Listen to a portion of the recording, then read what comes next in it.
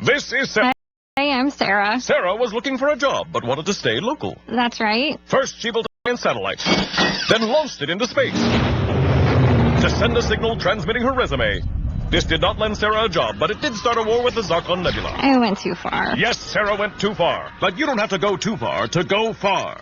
ErieHelpWanted.com only posts local jobs, so employers are way more likely to respond to your application and offer you a job. ErieHelpWanted.com. Local jobs that work. Are you hoping it doesn't rain, then it does, and then it's too late? Ask yourself this. When are you going to fix your damp, wet, and probably moldy basement? If you wait too long to fix your basement, it will cost you even more in the future, with walls caving in, floods destroying your valuables, and bad stuff like lowering your home's resale value. And that's in addition to not being able to use your basement, and if there's mold, it's a health issue. Klein Basement Systems has been fixing basements in the greater Erie area for over 30 years. Klein Basement Systems offers lifetime warranties on affordable dry basements. Don't delay this decision. Easy financing is available, and the time is right now. It's time to call Klein for a free in-home presentation at 814-456-5605. 456-5605, or see the video at KleinBasementSystems.com. Klein Bath and Basement Systems. It's time to call Klein. Contractor number PA027445. Erie Seawolves, Notre Dame football, Erie Otters, Bayhawks basketball, the Sports Blitz, the best sports radio in Erie, Fox Sports Radio, AM 1330, The Fan.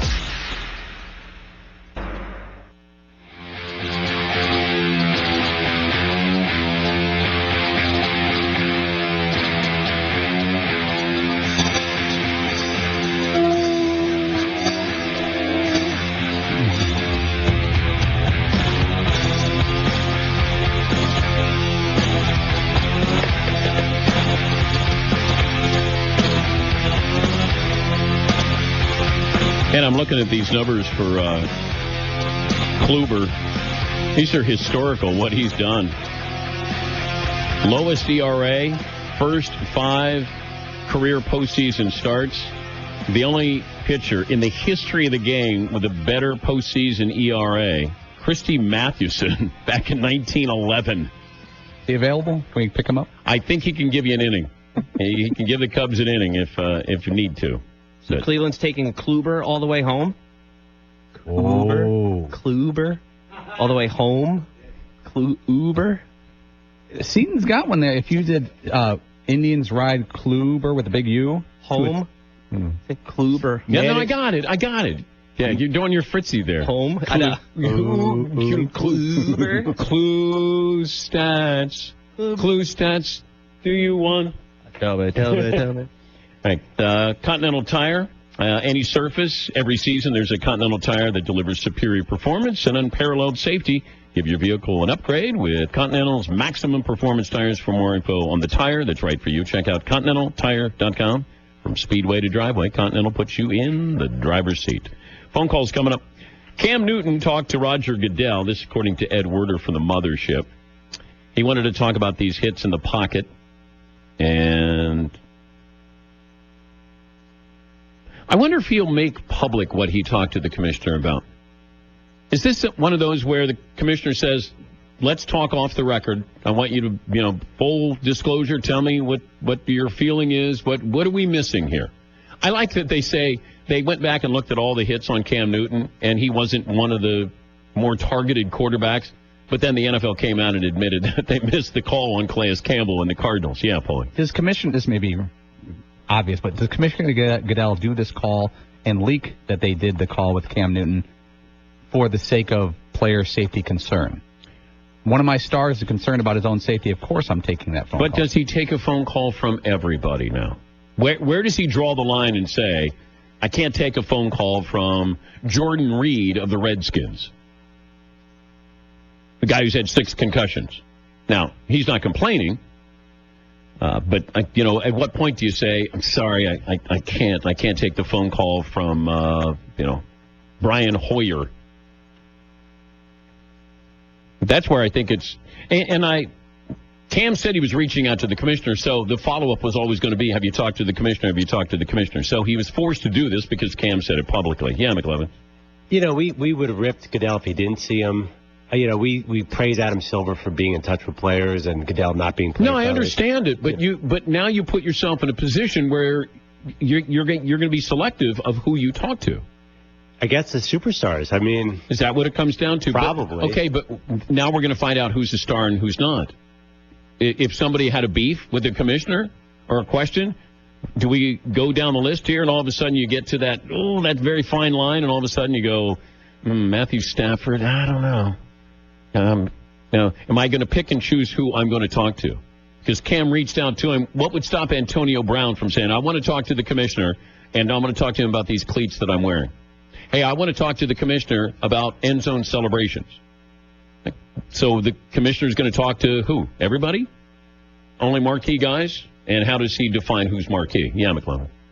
But isn't there like a separate thing about protecting quarterbacks? And for years, it seems like the NFL just wants their quarterbacks. Well, what if Josh Norman wants to talk to the commissioner about the officiating in London? Not a quarterback. No chance. He should have an open door policy for the 32 quarterbacks. But how does that look if he says, look, this official did not do his job, and it, nearly cost us a game? Like, can you do something like that? Well, all the rules towards the quarterback are so unfair. The whole league is biased toward them. Yeah. Yeah, well, we've said that before. That's just in. The Vikings offensive coordinator, Norv Turner, has resigned. What? This according to the mothership, Adam Schefter. I thought he was the perfect guy for Sam Bradford 3 weeks ago. Well, that didn't last long. Man. Now, we'll see if there's more information on this. But that was quick. Now, is he resigning because there's something else going on, or that the Vikings haven't looked good here the last couple of weeks? McLevin? I have no idea, but this is crazy. How fast did that Vikings bandwagon fall apart? Man. There's some broken ankles, people jumping off that sucker right now. He was fired, right? Nobody resigns on November 1st of a team that's above 500. I wouldn't think. But I don't know if there's something else going on, or there was another job, or a college job, or I don't know. But, to resign now, chances are Mike Zimmer made the call. Yeah, McLeod. Now, you point out their offensive line is decimated. Yeah. Bradford's only been there 6 weeks. So you don't have Adrian Peterson. Offensive line isn't good. Defense is really good. They're great at home. You're 5-2. Yeah. They scored 139 points. The opponents scored 104. Who do you like in that division? I guess you still like Minnesota because that defense is great. Does anybody do anything great in that division? Chicago, no. Detroit has a good offense. Green Bay can be a good offensive team. Minnesota has a great defense. I guess I start there and just say process of elimination. We keep waiting for Green Bay to be Green Bay, and I don't even know what that is anymore. Could Detroit somehow be the sneaky team in here? I don't know. Yeah, McLevin. I feel like the sort of a casual fan, you're like, of course Green Bay is going to win this division. I bet you if we put up the poll, it feels like the Packers are the Packers. We have more Packer fans. But this isn't the same. This isn't really the 2011 Packers, though. I did talk to somebody yesterday who went to the games in London, and I said, is London really buying into this? And the person who is high up on the food chain told me, no, they're not. The presentation is, they don't understand a lot of it. Like, why does it take so long with commercial break? Like, just simple things that London doesn't buy into it as much as we're being told. And this guy's been there the last 6 games in London. And he said, it's not what it's presented to be. He said, Vegas, by the way, Vegas makes so much sense. And, they're eventually going to this is the feeling. They're eventually going to let the Raiders go to Vegas. They eventually want to get the team out of the hands of Mark Davis. That's the story of what's going on right now with Vegas. But London, I said, how's this going on? I'm told, man, stop criticizing the NFL. They're killing it in London. He goes, no. It's not a good product over there. It's not. And they're not consuming it like, I think we're being led to believe. But also the thing in Vegas was, he said it makes so much sense to get in Las Vegas. And he said it comes down to this. If Jerry Jones wants the Raiders in Vegas, it will happen. I like the fact it's Jerry Jones. It's not even his team, but if he wants it to happen, it's going to happen. All right, some phone calls here. Let me see. How about Robert in Chicago? Robert, thanks for holding. What do you have for me? Robert here. Robert. 5'10", 145. I live in the Lakeview neighborhood south of Wrigleyville. Gone out to all the Cubs games. Met people that have flown in just to go to bars for Cubs games. And, I got to tell you, my poor liver needs this series to be over. That being said, I think Hendricks steps up big like he did in Game 6 of the NLCS. Gets it done. Kluber's good, but I think Hendricks closes it up tonight. There's too much on the line for the Cubs. Can you get through a game without drinking, Robert? Not with the Cubs, no. Okay. Well, good luck tonight. Good luck to your liver as well. Johnny in Alabama. Hi, Johnny. Hey, Dan. How you doing today? Bud. What do you have? 6'3", a hard 215. Hard. I didn't put that in there for you.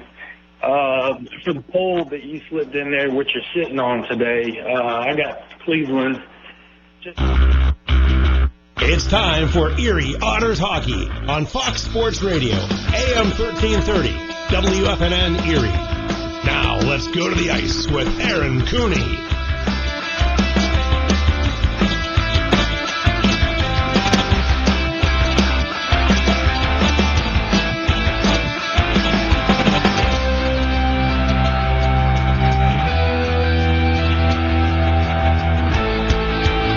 Good morning from the Erie Insurance Arena.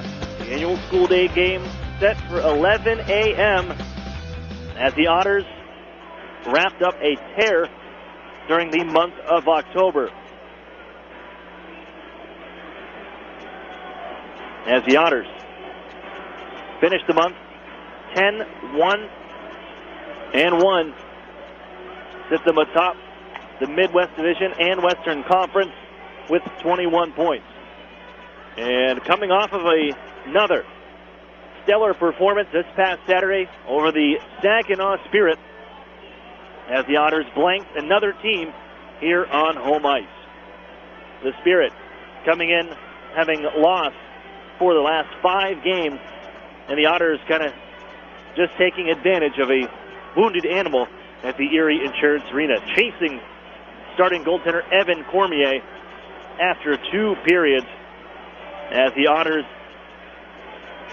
down the Spirit 6-0. A 2-goal performance for Patrick Fellows. Taylor Radish on the board yet again. Ivan Ladnia, Brett Newman, and Garrett Podubny, as Troy Timpano picked up his 2nd shutout on the season and is a perfect 8-0 on the 2016-2017 campaign. And now it's on to one of these morning game that can sometimes be a bit wacky. As even last year against the Guelph Storm, the Otters, things being close in that matchup, with the game starting 8 hours earlier than usual routines commence.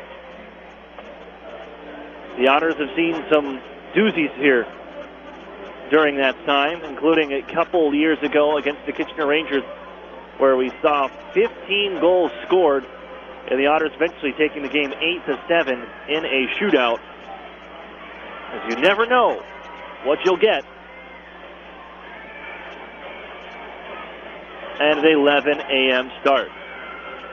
The Otters, the Guelph Storm, for the 2nd time this year, here needed a comeback effort at the Sleeman Center last month to defeat the Storm 4-3 in a shootout with a late rush, as Kyle Maximich nodding the game at 3 with just 18 seconds on the clock before Ivan Ladnia would score the only goal in a shootout to send the Otters with a victory finally on the road, their first of the season, that in the Sleeman Center.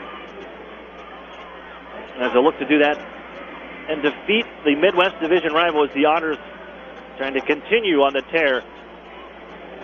Here now advancing into the third month of the season as we welcome you into November. I'm Aaron Cooney, and this is the Erie Federal Credit Union pregame show. We're going to hear from TJ Fergus a little later on. We'll also hear some news and notes around the OHL. The Otters in the forefront of the CHL and OHL. And that news coming up right after the break. We got the Erie Otters and the Guelph Storm. That's coming up shortly. More Erie Federal Credit Union pregame show as we get you set for this one. I'm Aaron Cooney. More hockey coming up on Fox Sports Radio 1330, The Fan. Today's show is live from a haunted house, and I'm here with Gus, the second most famous groundhog in Pennsylvania. Glenn, this is getting creepy. Like Creepy Cash, the new instant game from the Pennsylvania Lottery with top prizes of $50,000. Now that's a monster of a prize. Until next time, folks. The Pennsylvania Lottery. Keep on scratching. Players must be 18 or older. Please play responsibly. Benefits older Pennsylvanians every day. So we had just moved here from out of state when the phone rang, and this nice woman introduced herself as our healthcare concierge. She wanted to welcome us to her new health plan. I thought, well, this is something nice. But then she took the time to find us a family doctor near our new home, and I thought, no, this is something different. Customer service, unlike anything you'd expect. UPMC Health Plan.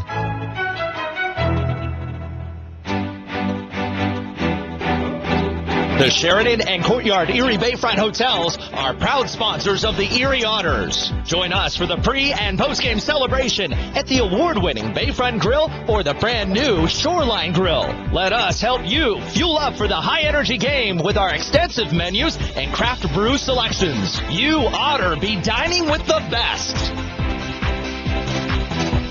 Northwestern Pennsylvania winners. Don't let them keep you from driving. Instead, drive more safely in an all-wheel control car or CUV. Among sedans, the Mitsubishi Lancer is absolutely the lowest priced all-wheel control car in the market. Only $17,700 right now at Interstate Mitsubishi. The all-wheel control Outlander Sport is the most affordable CUV in its class. It's priced right now at only $19,900. The 2016 all-wheel control Outlander, you can drive up to 7 passengers more safely at an incredible low price of only $21,990. The Lancer, Sport, and Outlander also offer top safety features and a 10-year, 100,000-mile warranty. Plus, Mitsubishi's all-wheel control is select all-wheel control. You can switch from 2-wheel to 4-wheel drive by just pushing a button. Get outside this winter. Drive to Interstate Mitsubishi, 1/2 mile south of the Mill Creek Mall on Route 99. Prices are based off of Lancer 20,805, Sport 23,090, Outlander 25,845 plus tax, title, license, and dog fee. All the exciting action of OHL hockey. The Erie Otters On Fox Sports Radio, 1330, The Fan.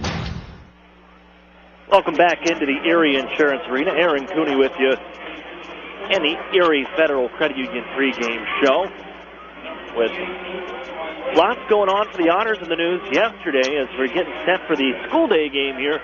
11 a.m. start coming at you in just a few minutes with face-off. The Otters and the Guelph Storm for the second time this season. The Otters taking the first matchup in a shootout, 4-3. Ivan Lodnia, the only shootout-winning goal. Jake Lohr stopped every shot. He faced all 4 shooters in the victory, his second of the year. But looking at today, we'll look at the Otters lineup. Brought to you by Marsha Marsh Real Estate Services. The Otters going with Troy Timpano, who was recently named, we'll go down the list here, OHL Player of the Week, CHL Goaltender of the Week, and just announced yesterday the OHL Goaltender of the Month, as he went 8-0-0-0. That is record on the season. In the month of October, 2 shutouts, a 1.88 goals against average, and a .937 save percentage for the 18-year-old goaltender. He'll be celebrating his 19th birthday here in just 11 days. Troy Timpano, brought in from the Sudbury Wolves just before training camp begun for the Erie Otters. So he has been part of a quickly welcome to Erie with the top goaltending numbers in the league. Scratches for Erie include number 22, Josh Wayman, number 26, Alan McShane. As the UPMC injury report, Josh Wayman, the only injury for the Otters, out with an upper body injury and is listed as week to week. That means Ryan Martin will play alongside Jordan Sandberg. How about Ryan Martin on the season?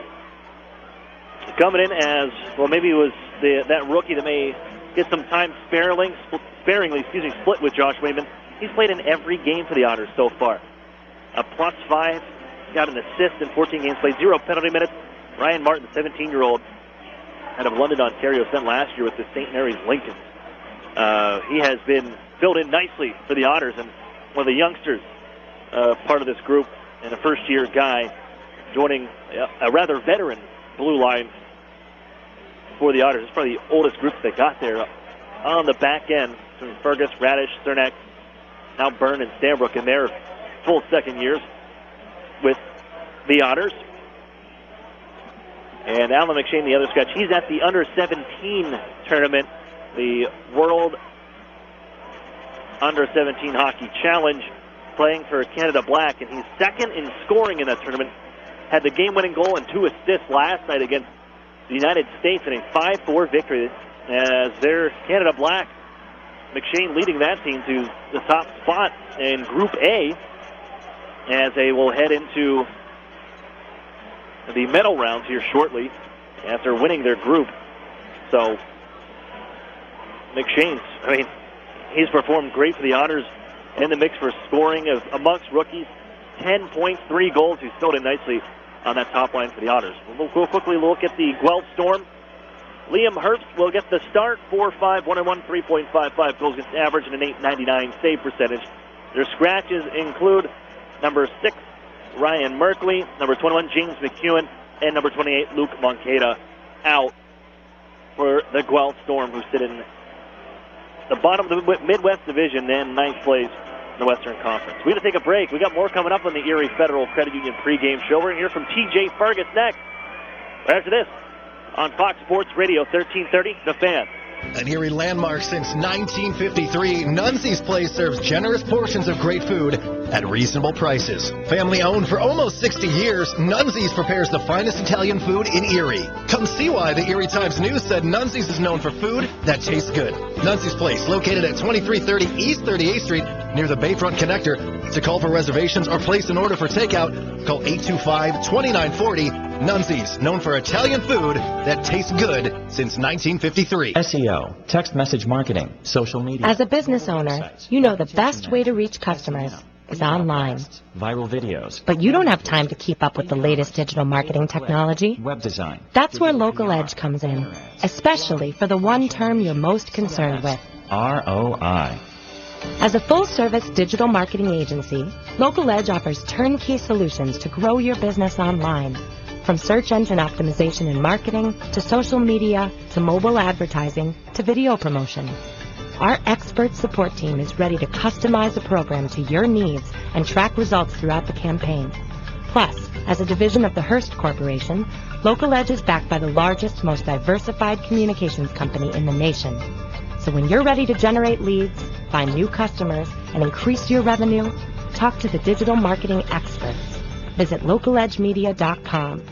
Think digital. Think Local Edge. National Fuel says, smell gas, leave fast. Then call 1-800-444-3130. If you detect something that smells like rotten eggs, it could be a natural gas leak. Leave the premises immediately and contact National Fuel from a different location. Do not use your phone or turn on a light inside the area. Immediately leave the premises and call National Fuel's emergency line. Play it safe and remember, smell gas, leave fast. Then call 1-800-444-3130. Fall here, everyone's favorite season. Tim Hortons French Vanilla Cappuccinos have arrived, and I couldn't be more excited. 3 delicious flavors, classic, chai, and pumpkin spice to keep you cozy all season long. With French Vanilla at Tim Hortons, I'm downright blissful. Rich, creamy, and delicious. I'm back, and better than ever with Tim Hortons Signature French Vanilla Cappuccinos. Come in today being fall, and try one. at participating U.S. restaurants for a limited time. It's Erie Otters hockey on Fox Sports Radio, AM 1330 The Fan, WFNN, Erie.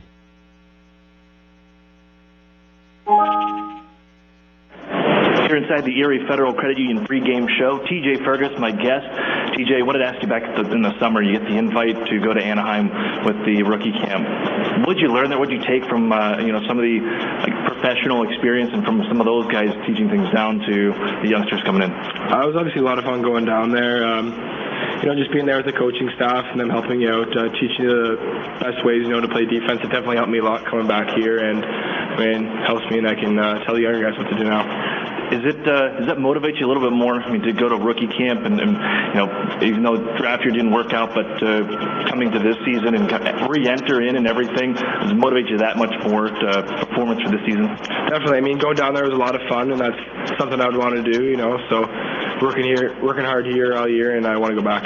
Now, what's it like coming into the season? Because one of the veteran guys. You look at last year, playing in the lineup for the full season. It being your second year, though. What's it like, especially that first week? You were the veteran guy. It wasn't Darren Radish. You didn't have Eric back either. Mitch Byrne was out of the lineup, and it was you and a bunch of rookies. Yeah, it's good being a third-year guy. Obviously, when I was a rookie, I had a lot of vets to look up to, and they showed me the ropes. So being the older guy now, I know what I'm doing and helping the younger guys out. What's been the key for this penalty kill unit? You look at the standings where you guys are at on the stats, first overall. It's just been solid all the way through. Only 4 power play goals allowed in the season. What's been the key, especially with some of the moving parts, losing last year like a Jake Marchand and Nick Betts into this season? It's all up to the guys that are on the ice at the time. If you're willing to block shots and get in shooting lanes, then it's going to be hard for other teams to score. And so far this year, that's what we've been doing. You got the school day game, 11 a.m. start. Is it difficult to change the routine and get into something like this for a game that's going to start at 11 a.m. as opposed to your usual 7 o'clock? Yeah, it's definitely a little bit different, but you just have to get your head into it, and then once you're in the rink, you don't even really realize what time it is. You got the Guelph Storm here in this game on school day this morning. They've played you tough up at the Sleeman Center. What do you expect from them again here this afternoon, and how you guys prevail? Yeah, they're a good team. They haven't been too good in the past, but this year they're playing really well, and they got a bunch of big guys and a lot of good guys on the team, so I guess we just got to play them hard and see how it goes. All right, thanks for this, and good luck today. Thank you. That's TJ Fergus. We got more hockey coming up on Fox Sports Radio 1330, The Fan. Over the years, technology has greatly improved the productivity of the business office, from faxes and copiers to multifunction printers. Now we don't know how to get things done without them. And that means you need a reliable printer copier and a dependable service plan. That's why you should trust Cooper Business Machines. They are Erie's only authorized dealer for Sharp document systems. And most importantly, they will maintain your machine so that it continues to, work. Just like your car, it needs regular maintenance, and parts need to be replaced regularly. If your copier isn't properly maintained or you're not getting toner in a timely fashion, then you've been reminded what it's like to work in the dark ages. Don't wait any longer. Your business requires dependability. Shouldn't you expect the same? Cooper Business Machines, Erie's only authorized Sharp dealer and service provider, helping you get back to business since 1980. Online at cooperbusinessmachines.com or call 456-7585. Programs, get your programs! Mill Creek schools have all the programs you need. Really? Yes, they have preschool programs, Center for Performing Arts programs, Honors College and ROTC programs, dual enrollment and student internship programs, not to mention 16 advanced placement courses, 30 varsity sports, and over 50 high school clubs and activities. Sounds like they do have a program for everybody. Programs, get your programs! In the Mill Creek School District. Otters fans, if you're looking for the best hand-cut steaks, fall-off-the-bone ribs, made-from-scratch sides, ice-cold beer, legendary margaritas, and fresh-baked bread, then look no further. Texas Roadhouse, located 7475 Peach Street, Erie, is the place for legendary food and legendary service. Whether you're looking for a special occasion or just a night out with good food and friends, think Texas Roadhouse. And don't forget to cut your wait time by using their famous call-ahead seating. That's Texas Roadhouse, 814-864-9494. What's 10,000 square feet with 100-plus arcade games, all set to free play, including air hockey and one round of glow golf, all in one great space? If you said Playport Erie Arcade, Erie's largest indoor arcade center, you're exactly right. And if you haven't had a chance to stop in and enjoy all those old favorites and new challenges, now's the perfect time. Race your friends head-to-head with the 4-player simulators, ride motorcycles, boats, skis, and more. Playport has bowling, pinball, basketball, hunting games, and of course, all for a one-price admission. Come on into Playport Arcade. It's like having that feeling when you wish you were a kid again. Yeah, that's the feeling you'll get at Playport Erie Arcade. Playport is more than just an arcade. Playport is Erie's first indoor glow golf attraction. It's like walking into another world as you enter the glow golf room filled with neon and different fun obstacles at every hole. Playport is fun for all ages, and now for a limited time, grab 3 people along with yourself and take advantage of the 4-pack special. But hurry, it's only for a limited time. Playport Arcade on West 12th Street in the Big White Building just east of Peninsula. I beat my best score. I love this game.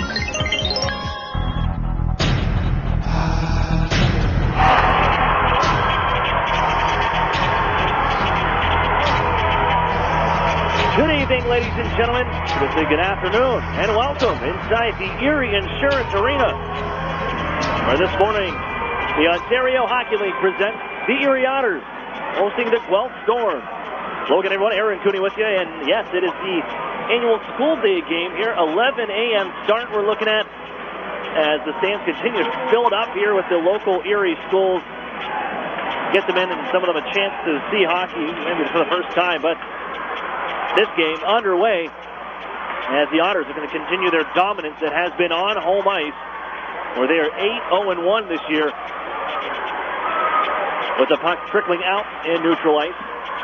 And the Storm bringing in right wing side. A poke check there as the Otters' Kyle Pettit stands up. Barrett Kerwin, knocked on the far side wall, still in the Erie zone, trying to come in and further. Bricknell tied up, and the Otters pushing it up that far side wall, but running in there, Stevens to keep things alive. Still protecting his Bricknell, trying to get some positioning, some room here, and finally just throws it on behind the net with the near side wall.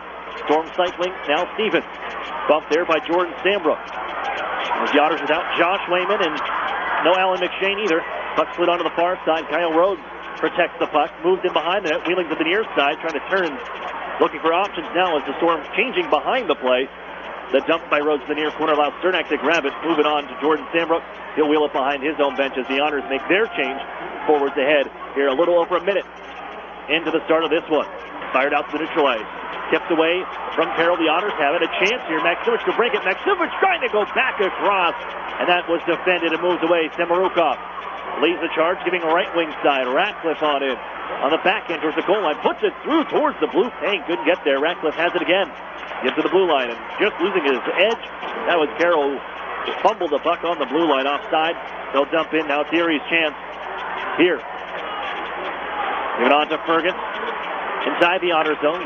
Stretched ahead for Darren Radish to the head, it seems. That's Taylor Radish left wing side. Drop pass. Too far ahead for Maximovich. Picks off and away go the Storm. Hotchkiss turned around by DeBrincat. That'll be a call.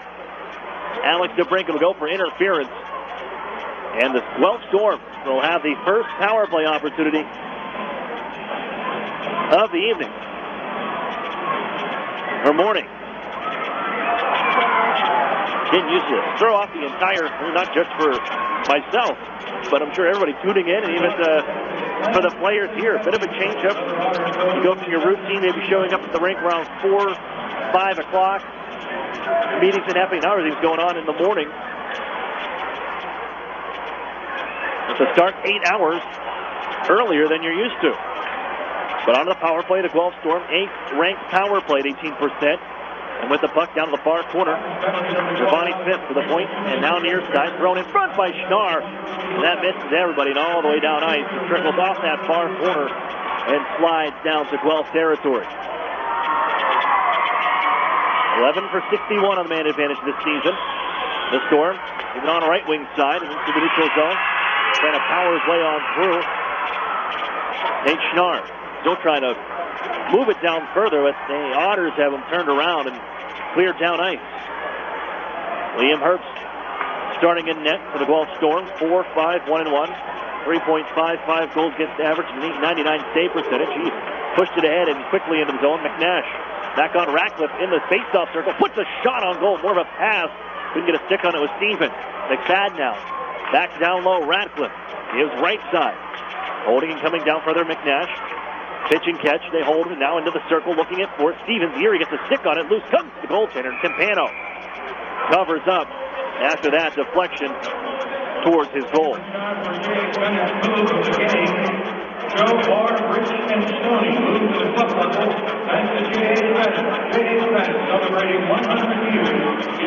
We're happy to welcome in everybody watching the Guelph region and anybody else catching the game this morning with the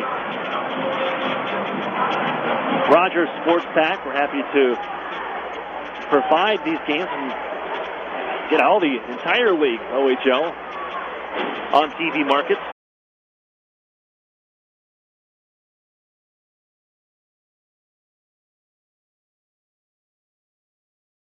Again, could not clear, held in.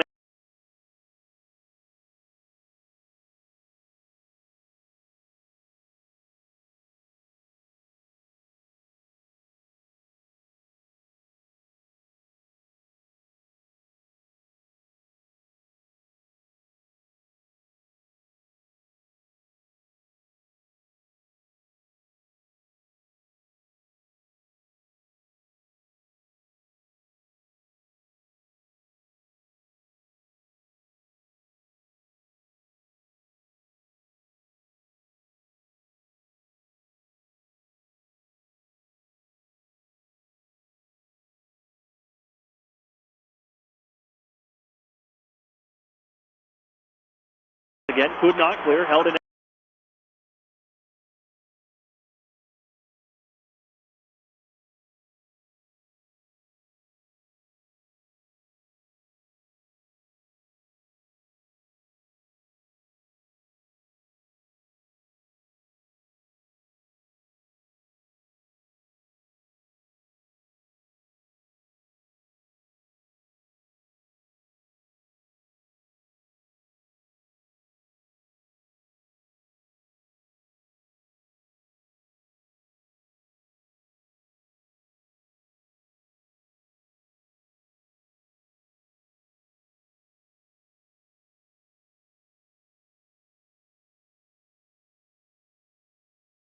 Again, could not clear, held in.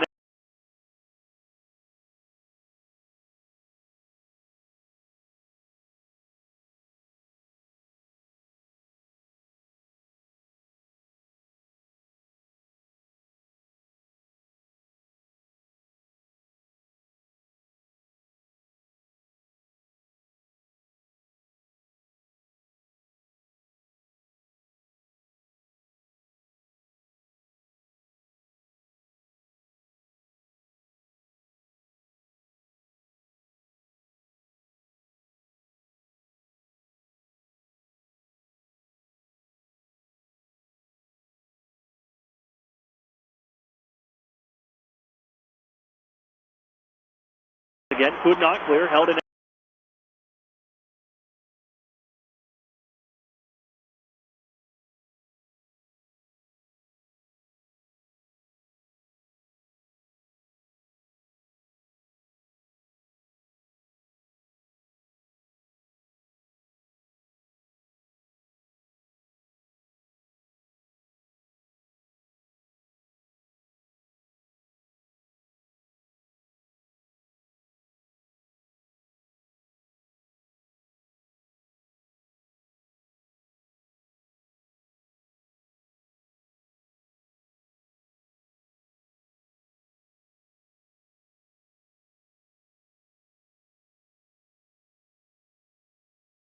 Again, could not clear, held in.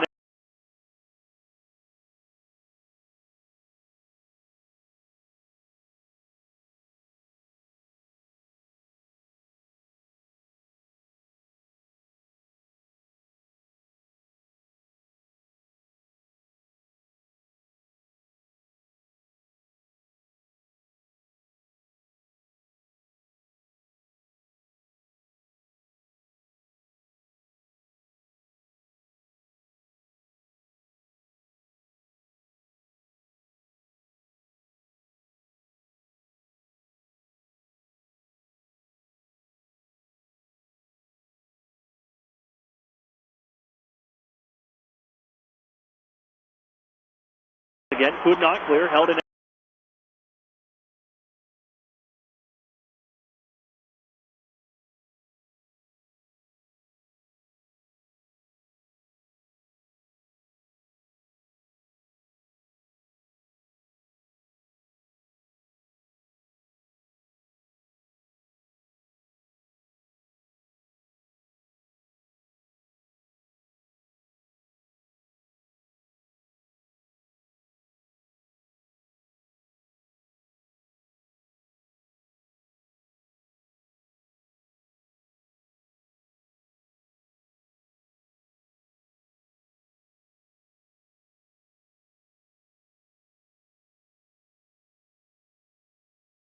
Again, could not clear, held in.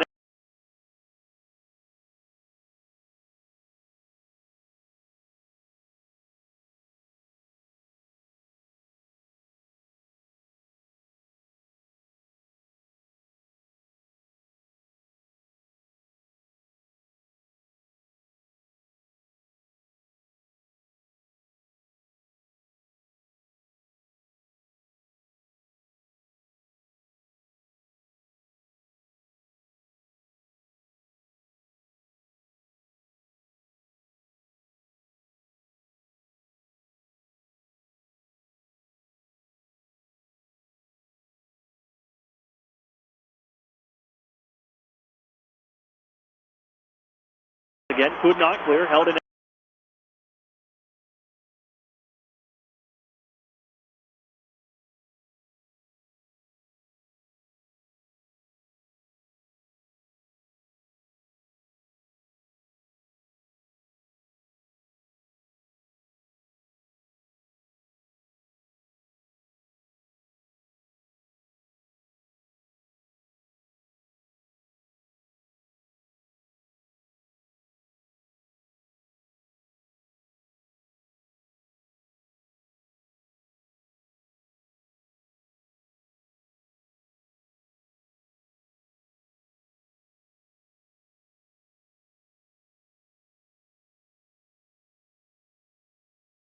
Again, could not clear, held in.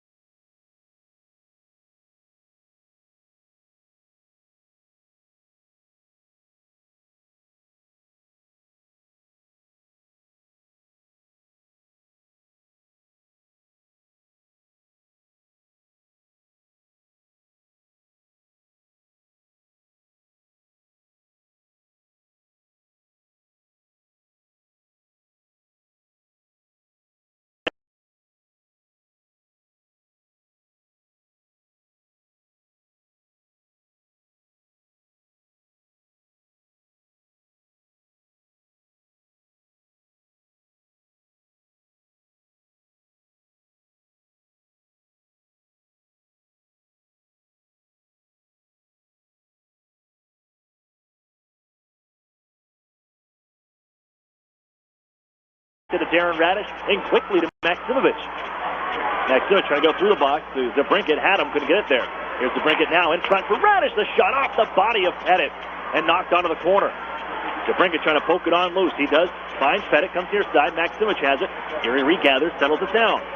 Darren Radish with a minute 12 on the power play. DeBrincat now at the circle.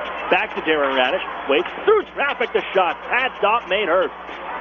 DeBrincat to Taylor Radish. That's cut off by Nate Schnarr. Pins it along the wall. Now another Otter joins the fray. DeBrincat digs it out, moves it on to the point. Radish's shot tipped in front by Pettit. Oh, great save from Liam Hurd. On the redirection, just inches in front of the goaltender. And holds on with a whistle. Draw to the right. Hurd. Second unit on for Erie. Finally waved out. Newman the draw against Burkhart. Fought for it. Tie up. Still loose. Finally, somebody brushes it out, and Ladnia going to give out to the blue line. Garrett Podubny steps up. Oh, he kept it alive nicely. Moved on for Sean Biley along the near side wall. Trying to direct it back down deep. Running in there was Rhodes, but the Otters finally grab it. Here's a pass in front for Ladnia. Couldn't take it from Podubny. Give it on to Brett Newman. Loose the circle. Near side. One-timer. Biley. Blocker save made. Poked up the near side. Burkhart to clear. With 22 on the clock. This one launched by Troy Timpano all the way down ice. And then turned and fired back in the neutral zone by Guelph. Ivan Ladnia will pick it up. Looks from the front of his bench. He'll drop it off. 7 seconds on the power play. Jordan Sandbrooks over skates, lost the puck, knocked over Podubny. And then pitchforked by Burkhart down ice. And power play over. Erie 0 for 1 on their first opportunity. And Newman will grab. The Otters look out. Tip it right to the goal. Timpano. Oh, jeez. Brett Newman, a little backhand, was trying to go behind the net, had a defender, and put this one right off the pads of Troy Timpano.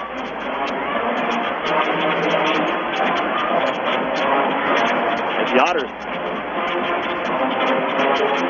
were outshot at one point. It was 2-1. And around the 13-minute mark was the last shot for the Guelph Storm. 6 that needs to play. It's 12-2 shots in favor of the Otters. Ice tilted a bit in favor of Erie here. Pushed out to center ice by Gurney, who got the party started with his 4th of the season. And they get 1-0, and then Kyle Maximovich for his 2nd of the year. 2-0 Erie with 6 minutes to go in the first period. Cernak, he'll carry it on in down the right wing side, and staple gun to the near side wall by Quinn Hanna. Big collision. Hanna 6'3", 192, and Eric Cernak, a big boy himself, 6'3", 221 pounds. Moves on to Tetro near side. Up the wall. Pushed along by Hodgkiss. And it'll stay inside the zone. Erie. There's Cade Robinson who kept it moving. Worked onto the far side and the chance to clear. This one flipped up. Oh, that caught Darren Radish just inadvertently and under the shield and in the face.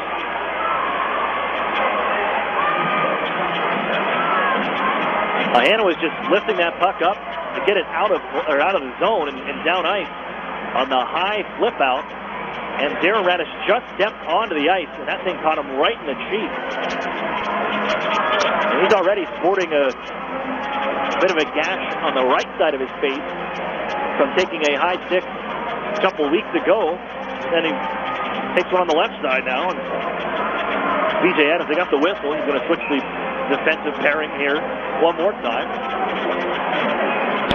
Taking the ice, Byrne and Sandbrook. As the face-off pushed in deep by Guelph, and from the near side corner, Monty Smith couldn't take that one. Schnarr comes crashing in, but the Otters nicely moving out towards center ice, and on the move, Taylor Radish with DeBrincat. Lost the handle, and staying with him was Isaac Radcliffe to knock it away. Here's Byrne.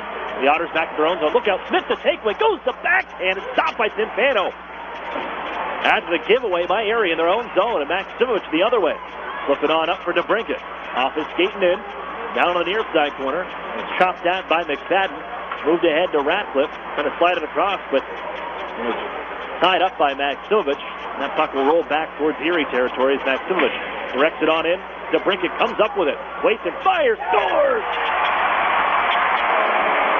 Foul to your sensei, Alex DeBrincat.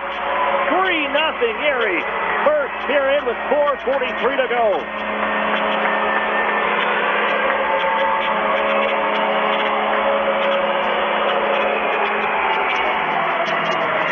DeBrincat comes up with number 13 on the season. It was kind of seemed like a broken play as the Otters looking to parts of a change. Taylor Radish was off. Stemarukov had just hopped on to the Guelph Storm, and then somehow that punt slipped through Stemarukov with a pass from Maximovich. DeBrincat goes low blocker and beats Liam Herbst. It's 3-0 Erie here in the first period.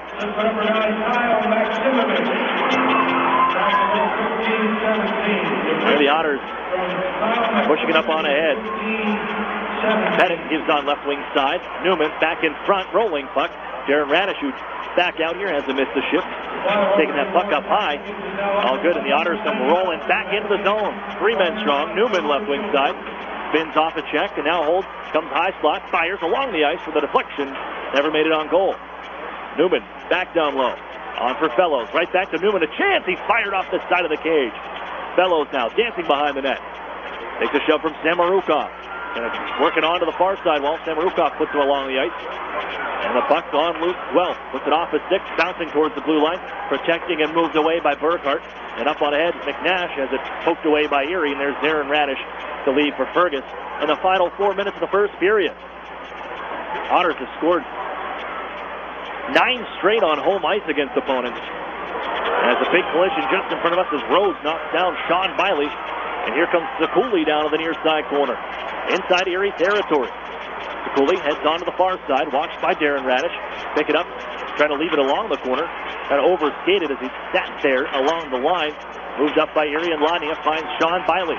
And the Otters coming hard behind him on the trail. Biley waits, fires, stick save. Gurney finds the puck out of the near corner. Gets back to Biley, fires another one that's blocked. In front of it was Ralph. Poked out the center. Ryan Martin takes for Erie.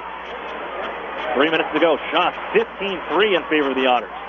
Here's Sean Biley. Ducks around a check. But recovering for the poke was Ralph. Lifted up the near wall. Martin keeps it alive and gives off to Ladnia. Pass just on. Here's Maximovich. Fires wide on the glove side. It's pushed by Herbst to the corner, and Maximovich takes there. Maximovich with a defender without a stick. That's Quinn Hanna. And here he has the puck. It's a sharp angle shot from DeBrincat. Gloved by Herbst with 2:36 to play in the first period. So the Otters came into this one already one of the top teams offensively, but on home ice, 50 goals scored alone scoring here on home ice. That would have set them 12th in scoring in the OHL out of all the teams, ahead of 6 others. A couple tied with 50 for the entire year as DeBrincat puts one out in front. Here's Cernak with a chance. Oh, kicked out by Herbst. The Otters averaging 5.5 goals a game on home ice. And 3 in the first 20 minutes. Schnarr spins. Dumped by Taylor Radish. The Otters tag up. But it's McFadden the march out towards center ice. Between and through 5 men of the Otters defensively. Sends the puck wide on the shot. Back in on the forecheck, McFadden. Now he backs off after poking it down to the near side corner. Byrne will send it onto the far wall. Found by Maximovich. Looks cross ice. Radish out at center ice. 1-on-2 against McFadden. Radish turns. He'll just fire off a stick wide. Caught up in the middle right at center ice was DeBrincat and Giovanni Smith. And he got to catch the game up in Guelph, the Sleeman Center. Those two guys were at each other all night. As Byrne turns the puck over, got it right back from Ratcliffe. And sends it on the near side for Eric Cernak. Lost out to center. Knocked out of midair. Again back for Cernak from his own line. And Byrne will put it off the stick of Garrett Podubny in deep. 80 seconds left. First period. 3-0 Erie Otters. DeBrincat, Maximovich, Gurney. With the Otters ahead. Fergus is off. Robinson. His shot. Shoulder save made by Liam Herbst. And Robinson, he can really let it fly. And quickly, a heavy shot. Snaps that one from the top of the left wing circle. And a good save from Herbst on the try.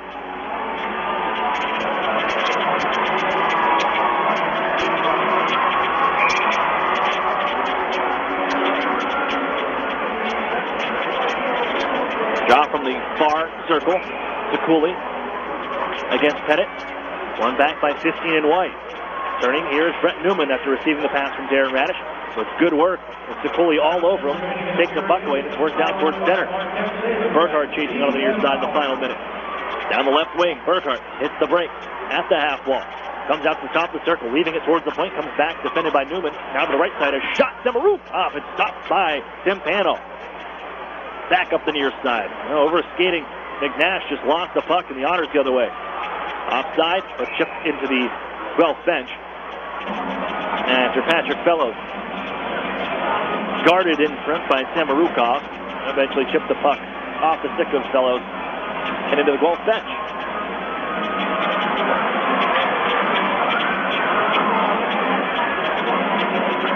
With 36.2 on the clock.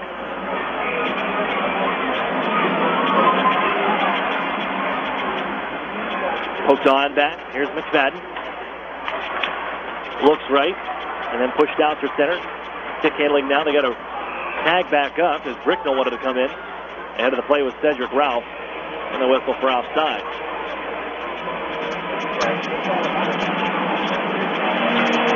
Draw here from the neutral zone with 26 remaining here in the first. The annual school day game. The Otters expecting nearly 2,000 students here, 22 different schools from the surrounding area. As Jordan Sambrook into the left wing side. Pass on for Ladnia. Rolls under his stick. And down to the near side corner. Ladnia able to come away with that puck. Finds Filey. Pass on. Here's a chance for Gurney. Another big save from Herbst on the bang-bang opportunity out of the right wing circle.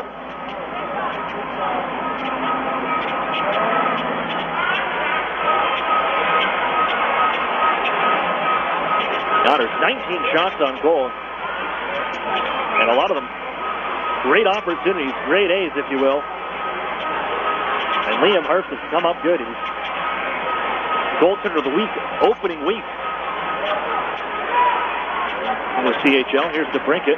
Rolling puck down for Taylor Radish, who tripped up, knocked down, and then cleared by Guelph with time running out on the first. Sure, they'll take it. 20 minutes off the clock. We've played one. The Otters out to a 3-0 lead. Gurney, Maximovich, DeBrincat all sliding the back of the net for the Otters. It's 3-0 after the first. We'll step away for a break. UPMC intermission report coming up next on Fox Sports Radio 1330, The Fan. This holiday season, my good friends gave to me 7 Powerball tickets, 6 match fixed chances, 5 cash points, 4 cash for lives, 3 pick 3s, 2 Mega Millions. Pennsylvania Lottery tickets make great gifts, like the new $1 million snowbank with top prizes of $1 million. Players must be 18 or older. Please play responsibly. Benefits older Pennsylvanians every day. And best wishes from the lottery. So we had just moved here from out of state when the phone rang and this nice woman introduced herself as our healthcare concierge. She wanted to welcome us to her new health plan. I thought, well, this is something nice. But then she took the time to find us a family doctor near our new home, and I thought, no, this is something different. Customer service, unlike anything you'd expect. UPMC Health Plan.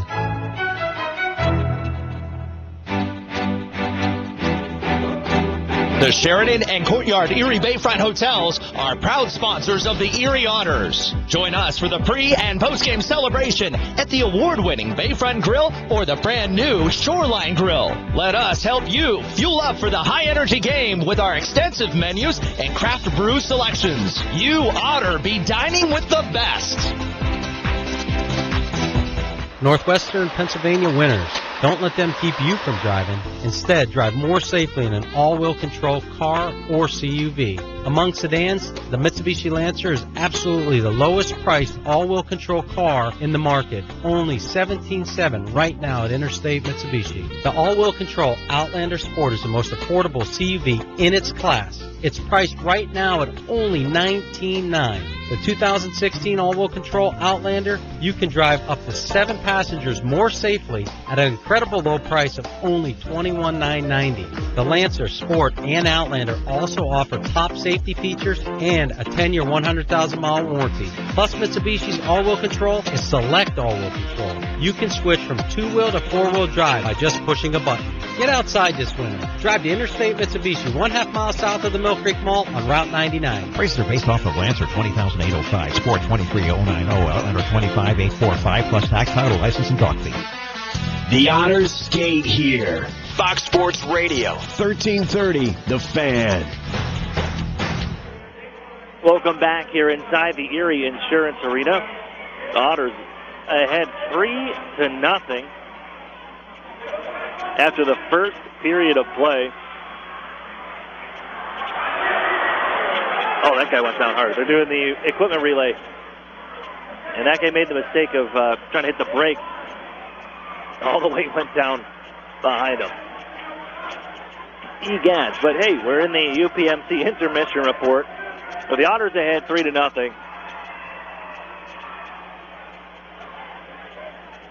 And, well, when you look at it, the way the Otters came into this one,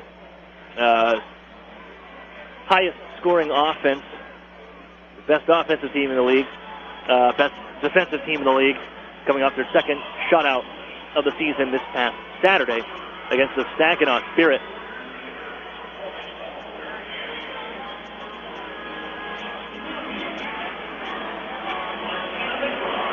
And now in the driver's seat once again against the Guelph Storm, 3-0.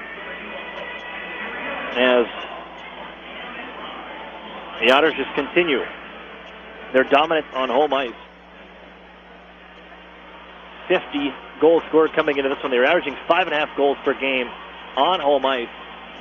Already up 3-0. As we'll jump right into our Arctic Spas recap. As the Guelph Storm, started this one, some good energy out of the gate and in the offensive zone. They had the first 2 to 3 shots on the afternoon until, things just tilted and the Otters, they woke up. Those Wheaties kicked in and ended up out-shooting the Guelph Storm 19-4 on the period. And 18 of the last 20 shots on goal for the Otters in that frame.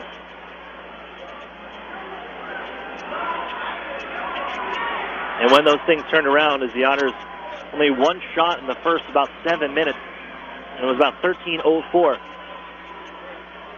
when things started to turn around, and it starts with the third line of the Otters. It comes in as a third line, but they have been good this season.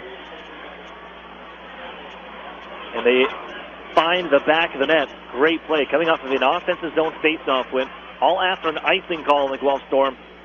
And at 8:04, you win the draw.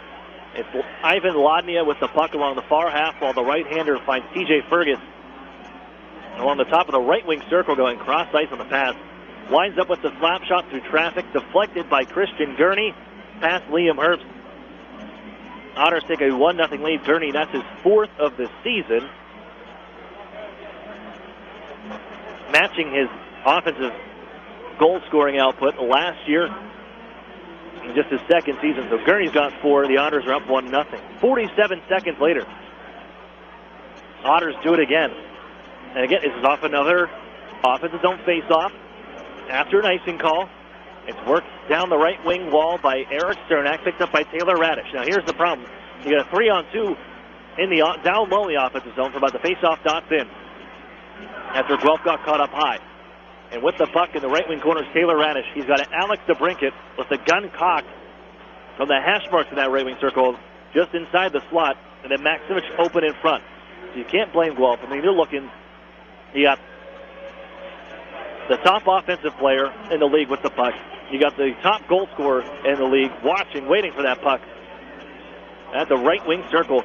And then Maximich in front. The pass goes there. Maximich wide open, turns and tucks that one in around the outstretched right leg of Liam Herbst to give the Otters a 2-0 lead, 47 seconds after Gurney opened up the scoring. So then 2-0. The Otters weren't done yet. at that same unit. Taylor Radish, Kyle Maximovich, and it's Alex DeBrincat this time. DeBrincat thought about changing, does not change. Taylor Radish had gone off, and as Kyle Maximovich keeps that puck in along the high point of the near side wall, throws it cross ice. Semarukov just coming on for the Guelph Storm. Could not defend that pass in time. The trickle to DeBrincat, who reels it in, and with the flick of a wrist from the top of the left wing circle, just snaps it. Low blocker side on Liam Herbst for his 13th of the year, ties the league lead with Owen Tippett. And as the Otters take a 3-0 lead after the first 20 minutes here from the Erie Insurance Arena. School day game in action here. 22 different schools on attendance. And as we're happy to welcome in a lot of the city schools and from around the surrounding area to join us here this afternoon. We got to take a break, and we're going to take a look at the out-of-town scoreboard and around the OHL here when we come back. You're listening to the Erie Otters on Fox Sports Radio 1330, The Fan.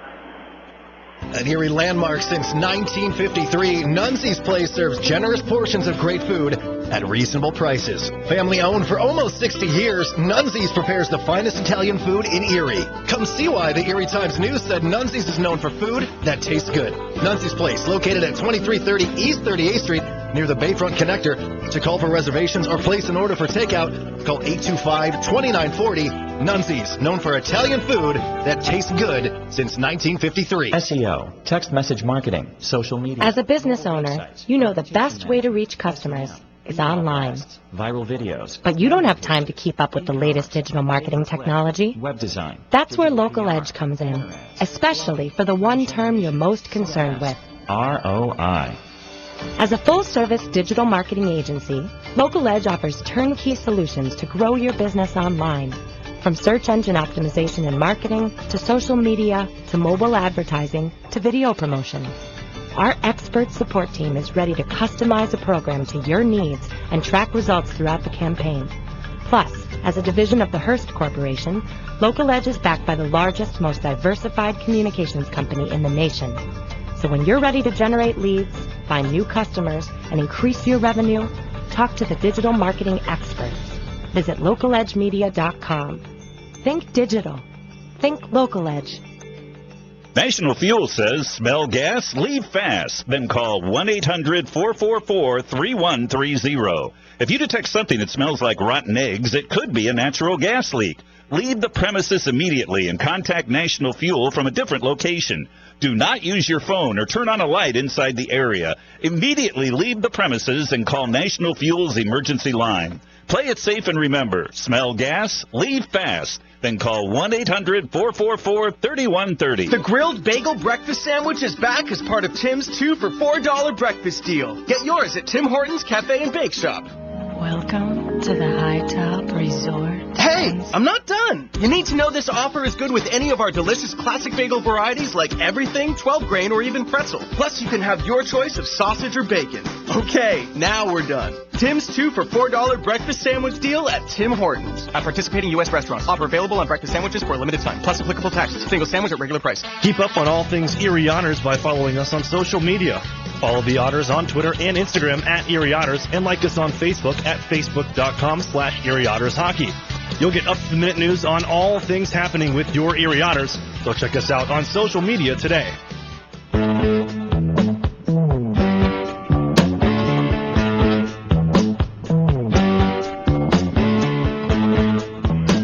Welcome back here inside the Erie Insurance Arena, the school day game.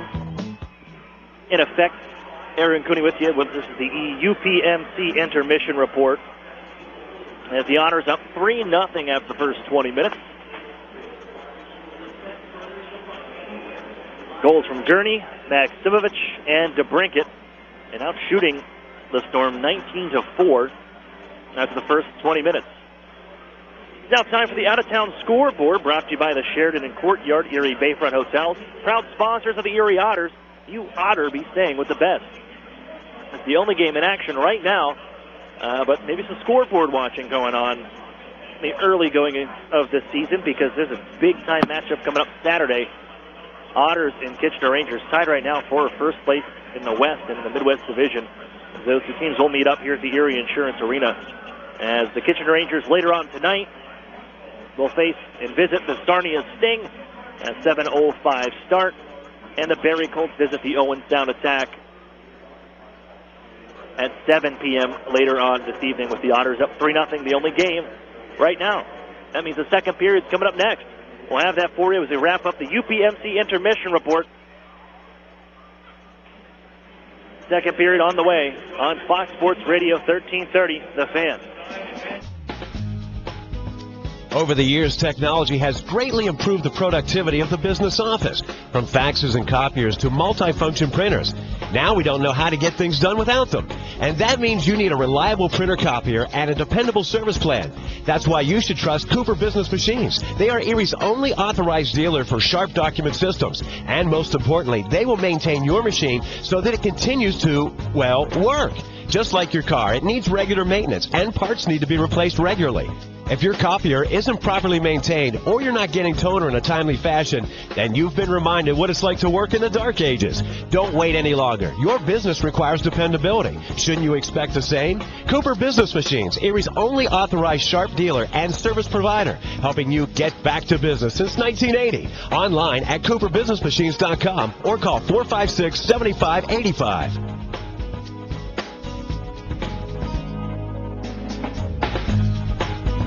Over the years, technology has greatly improved the productivity of the business office, from faxes and copiers to multifunction printers.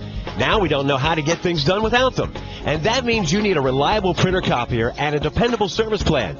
That's why you should trust Cooper Business Machines. They are Erie's only authorized dealer for Sharp document systems. And most importantly, they will maintain your machine so that it continues to, well, work. Just like your car, it needs regular maintenance and parts need to be replaced regularly. If your copier isn't properly maintained or you're not getting toner in a timely fashion, then you've been reminded what it's like to work in the dark ages. Don't wait any longer. Your business requires dependability. Shouldn't you expect the same? Cooper Business Machines, Erie's only authorized Sharp dealer and service provider, helping you get back to business since 1980. Online at cooperbusinessmachines.com or call 456-7585. Otters fans, if you're looking for the best hand-cut steaks, fall-off-the-bone ribs, made-from-scratch sides, ice-cold beer, legendary margaritas, and fresh-baked bread, then look no further. Texas Roadhouse, located at 7475 Peach Street, Erie, is the place for legendary food and legendary service. Whether you're looking for a special occasion or just a night out with good food and friends, think Texas Roadhouse. And don't forget to cut your wait time by using their famous call-ahead seating. That's Texas Roadhouse, 814-864-9494. What's 10,000 square feet with 100-plus arcade games, all set to free play, including air hockey and one round of glow golf, all in one great space? If you said Playport Erie Arcade, Erie's largest indoor arcade center, you're exactly right. And if you haven't had a chance to stop in and enjoy all those old favorites and new challenges, now's the perfect time. Race your friends head-to-head with the 4-player simulators, ride motorcycles, boats, skis, and more. Playport has bowling, pinball, basketball, hunting games, and of course, all for a one-price admission. Come on into Playport Arcade. It's like having that feeling when you wish you were a kid again. Yeah, that's the feeling you'll get at Playport Erie Arcade. Playport is more than just an arcade. Playport is Erie's first indoor glow golf attraction. It's like walking into another world as you enter the glow golf room filled with neon and different fun obstacles at every hole. Playport is fun for all ages, and now for a limited time, grab 3 people along with yourself and take advantage of the 4-pack special. But hurry, it's only for a limited time. Playport Arcade on West 12th Street in the Big White Building just east of Peninsula. I beat my best score. I love this game. It's Erie Otters hockey on Fox Sports Radio, AM 1330 The Fan, WFNN Erie. Back in action here at the Erie Insurance Arena. Second period underway. The Otters gaining control and moving into the offensive zone quickly here from the right side. A shot from Cernak. In on goal, it's Liam Hurst. The stop.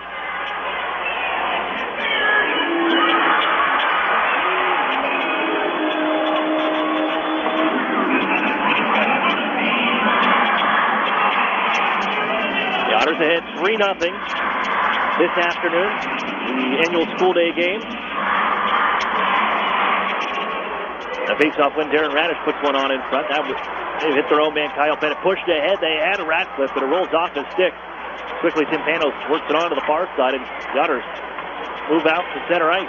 TJ Fergus. He'll launch it in right off the body of Austin Hall and onto the far side. Lifted back on towards Erie territory. Spun by Fergus near side, and Fellows on for Newman. Cuts through the middle of the ice and puts a shot towards the net. That one off a stick wide. Penalty coming up to the Otters. Darren Radish going to go for tripping. Right along that far side, he knew it right away. So he's got the stick into the skates of Nate Schnarr, who went down, and Radish will come to the box for 2 minutes tripping. And you can see as soon as it happened, just the body language. Shoulders down, look up. Makes his way to the penalty box, and Erie will be shorthanded for the second time this afternoon. Minute and 10 seconds into the second period. Otters are the best penalty unit in the league, 91.1%. Only 4 power play goals allowed. As there's a shot, scores! Make it 5, and it's number 5, Dmitry Demarukov on the power play. 3-1 Erie.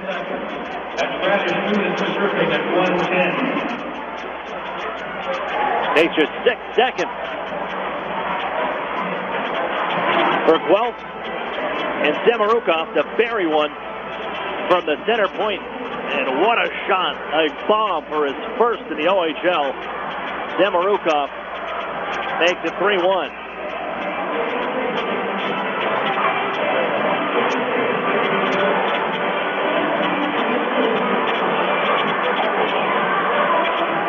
And if you're Guelph, hey, it's just what the doctor ordered to get one quickly. To begin the second period, it's a 2-goal game here. Got some momentum. Try to continue it here, down by 2. As Gurney into the zone. Deflected on down in behind the net where McFadden slides it across for Hodgkiss. Ducks the check, works it on the back end of McNash into Erie territory where Mitch Byrne spins it off the stick of Gurney and back out to neutral ice. Move on left wing side. Lifted in by McFadden. Cross corner, pushed by Erie, and now Gurney couldn't get away. Hodgkiss controls from the blue line. Gives off to McNash in the right wing circle, walking in and rises that one high, catching the glass. Kept in by McFadden in deep. Hodgkiss allows the roll to McNash. Pitch worked away by the Otters. Mitch Byrne reaching ahead, and off comes Erie, but offside. And Vladnia and Biley just a bit ahead of the play with Sean Biley. Neutral zone drop coming.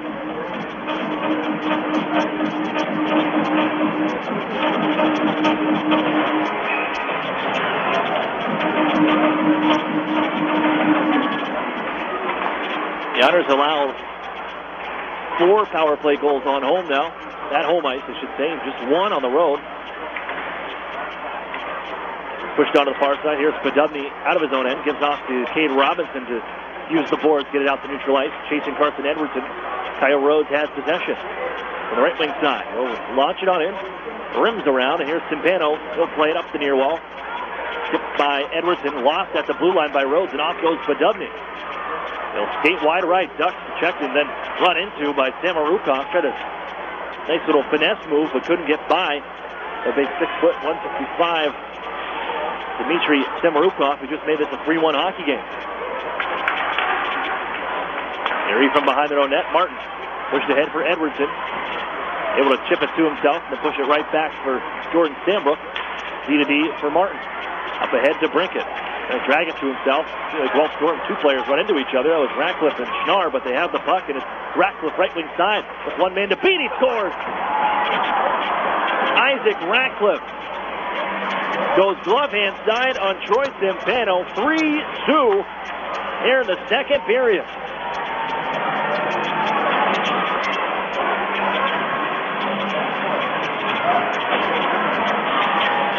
Oh, they got it in from the neutral zone after Ratcliffe and Schnarr got caught up in the same tracks with Alex DeBrinket in the neutral zone. And as Ryan Martin moved in to try and help out, that puck squirts loose and got behind the rookie defender. And essentially a 2-on-1, Schnarr and Ratcliffe.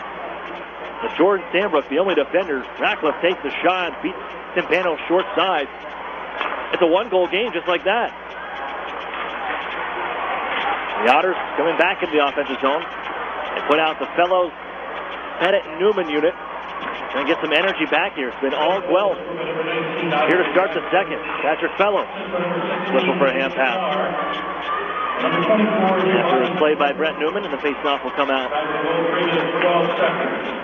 to neutral ice.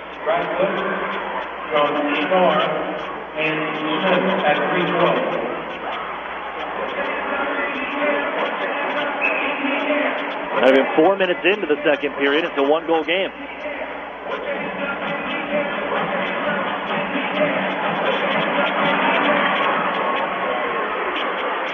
Petro on near side. Quinn Hanna pushed ahead along the right wing. Here's Liam Stevens trying to get around TJ Fergus.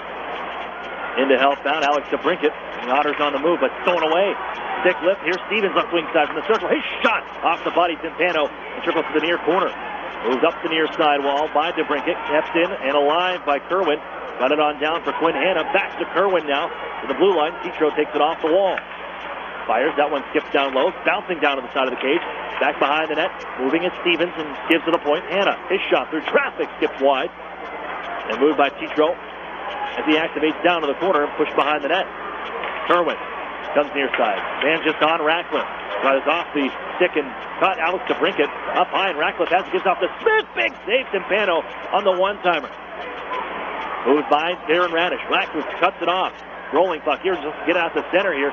DeBrincat clearly shaken up on the play. He lifts this one down ice. It'll be an icing call. And he will head towards the bench after taking that puck. Knocked out of midair. Underneath the visor.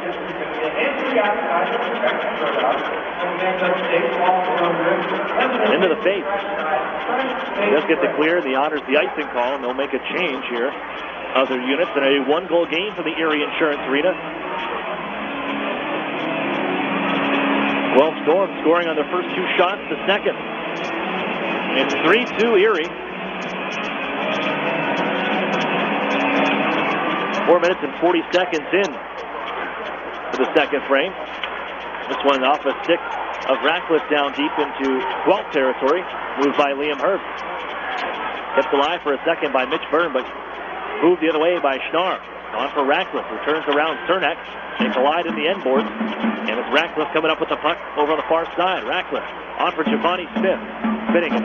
Guarded there by Ivan Ladnia. Poked by Byrne up the wall. And Sean Biley gets away from a check and moves it on cross ice to Eric Cernak as he comes down the left wing side. Looking, he'll put one towards the goal. Off the stick of the goaltender Herbst, and Ladnia pushes it in down deep. Only to be grabbed by Kyle Rhodes, who notches it up the near side, and it's taken away by Erie. Ladnia spins it down for Gurney. Centering pass, nobody home. It's Samarukov. He got Guelph on the board to start things here in the second. A power play goal a little over a minute in as Ladnia dumps Rhodes. Now Ladnia ends up down along the ice. And it's fired up the near side wall, back out the center. Mitch Burton couldn't keep it in. Gurney now. End of his shift. He'll dump it in, and the Otters change. So Marukov looks ahead. Up off the stick, deflected in by Nate Schnarr. And as he makes his way towards the bench, Timpano will slide it on for Ryan Martin. Near side, Stanbrook. Now Edwardson. Fired up onto the neutral zone. Cade Robinson, defender fell down. Robinson may have a chance. Moving in on goal, put it in front, Podubny. Didn't get enough on it. Kept alive into the corner by Edwardson. Garrett Podubny now up the wall. Leaves it for Stanbrook at the face-off circle. Comes on in, pass in front. Robinson on the backhand, rolls to the corner. The penalty coming up. This one's going to be against Erie. Robinson, I'm assuming. Pushed on ahead in a opportunist Burghardt. Ryan Martin, the only man back. Burghardt playing in front, defended by Martin. Kept alive, though. Well, the Otters haven't gained possessions. They get the goaltender off and the extra man on. And it's McFadden. Penalty coming up to the Otters. As McFadden looks left. Gives off to Smith. Head of steam out to center ice. Making his way down left wing side. Lost control there as the Otters possess. And the penalty upcoming.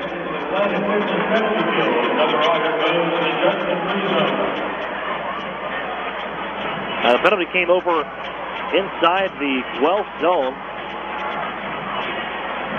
And I think they have to get Cade Robinson off the bench. A hooking call from over along the far wall near the face-off circles. And Robinson to the box, and the power play for Guelph. 1 for 2 tonight. This afternoon, just coming off of the Demarukov ball for their first to get them on the board.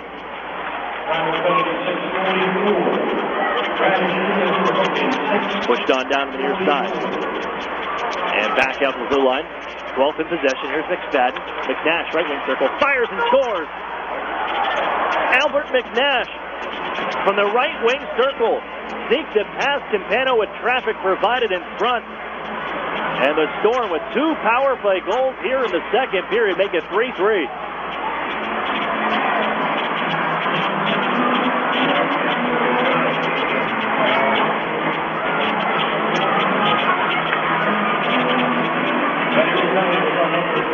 Station out in front of the goal. Giovanni Smith, you're going to find him there a lot of the time. And it's Campano down to the butterfly trying to make any sort of stop. Could not see through that screen as McNash goes far side, and now we got a brand new hockey game in the second period. We're knotted at 3. This one fired down to the near side corner.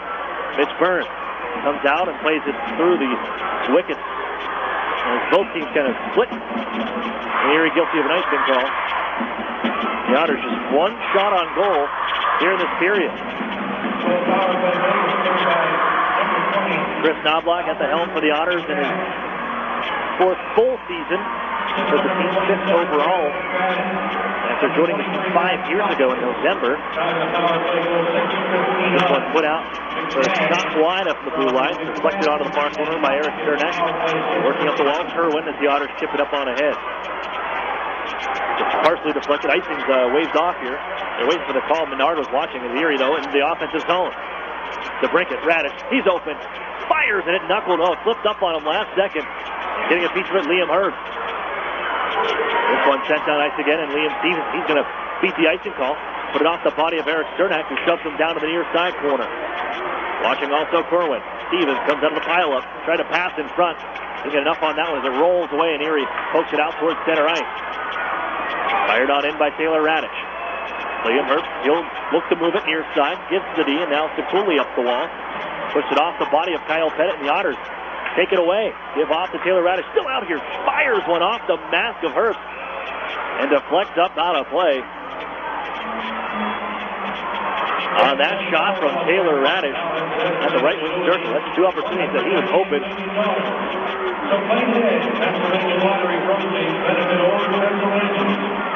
Just fired.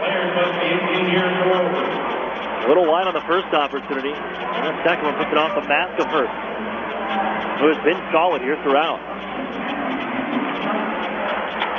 We go back. Here's a chance for the Otters. Newman along the goal line had it defended away. But Liam Herbst, a couple saves that he made in that first period,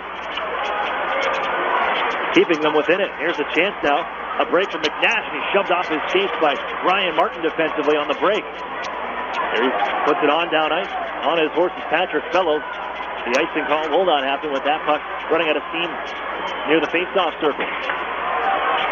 Moved out by Guelph. A nice little move. They get around. A chance for Hannah. Dropped off in front. Poked away by the shot. Returning back to the goal off the stick of McNash after the play set up in front of the Otters net. They still have possession, though, and just changed. It's Ratcliffe now. His backhander sticks away. Kyle Pettit will pick it up behind the net. Played up the near side wall. Held at the blue line. Noah Carroll keeps it alive. As Guelph, they get a wholesale change here inside the offensive zone. Giovanni Smith for Ratcliffe, the man in front. Puts it that way. Knocks away by Sandbrook defensively. Demarukov. Lay it back down. Off the end boards to the near corner. Ratcliffe has it.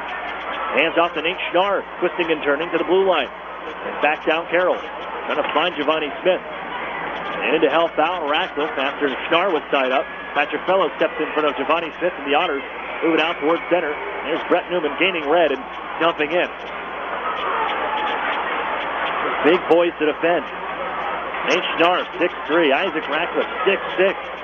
They're coming back into the zone as Demarukov slides it around the horn. To the near side, Ratcliffe ties up Darren Radish in the near corner. Nate Schnarr in the area also. Ratcliffe has the puck. Hands it off just on to Hotchkiss. Put it out in front. The Otters game there. Move it away, but not out. Hotchkiss back from the right wing circle. Throw it in front. Defended by Erie. Poked up towards the blue line, but kept in by Carroll. booted there by Biley and forced out the center. Hodgkin makes his move from center ice and puts it into the body of Gurney. They don't touch up, would have been offside. As Erie leads it back out towards the faceoff dot to neutral ice, and it squirts loose for Ladnia down the left wing. Midway through the second, and Burkhardt takes the puck in the far corner. They flip it up on ahead, no icing. Back is Darren Radish. With Matthew Hodgkin chasing, Radish will rim it around to the near side. Up off the stick of Gurney, trying to get around the lines with and Noah Carroll, who takes the puck away. Carroll chipped back on towards center. Erie, they'll slow things down a bit. Darren Radish with 2 forecheckers chasing. Gives to Fergus out in the neutral zone. Left side, Gurney. Fergus towards the goal. They drop it off on the back, looking for Ladnia. Couldn't handle that pass and reel it on the backhand, but Fergus has it on the corner now. He's turned around by Carroll, the defender. Pushed up, here's Badubny. He's for Darren Radish. A shot in the try. That was up high and grabbed by Liam Herp with 8:58 remaining in the second period. And just like that, we got a brand new hockey game. 3-3, all knotted up with a trio of goals from the Guelph Storm here in the second.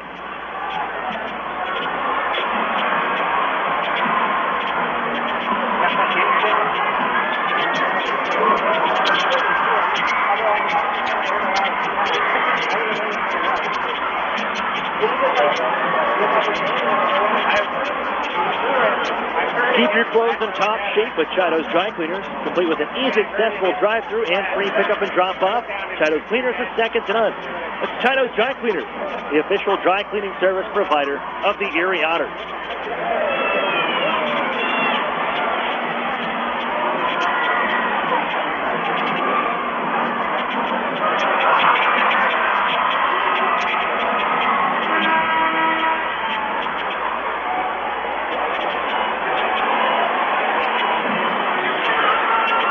The Storm 1-7 in games when trailing after the first period. And Storm back here, for lack of a better word. In the second, tying things up at 3. As Maximich after the faceoff couldn't find that puck along the right wing corner, and it's Cedric Ralph going the other way. Stops on a dime here. From the near side wall, puts it on towards the corner. That's Sekuli trying to spin away from Eric Sternak. He just buries him down to the ice. Pushing and shoving now is trying to work that puck on free. Pinned along the wall, Mitch Byrne watching also. 3 Otters in the neighborhood. And finally, that thing comes on loose, and it's Sekuli knocking it behind even further into the Otters zone. And it finally poked loose by Byrne as Taylor Radish finds Aaron Sternak on the near side. The Otters look to break out. Bank it up the wall. Maximov stick. On for Taylor Radish. Oh, just couldn't receive that pass, or he would have had a break. Radish knocked down in the far side corner. Down goes Ratcliffe as well. He's pushed ahead by Giovanni Smith, and he goes 2-on-2 the other way, trying to get around Sternak. Dumped, and an interference call upcoming to the Otters. Giovanni Smith drawing the call on Eric Sternak, and back to the power play. Go the Storm.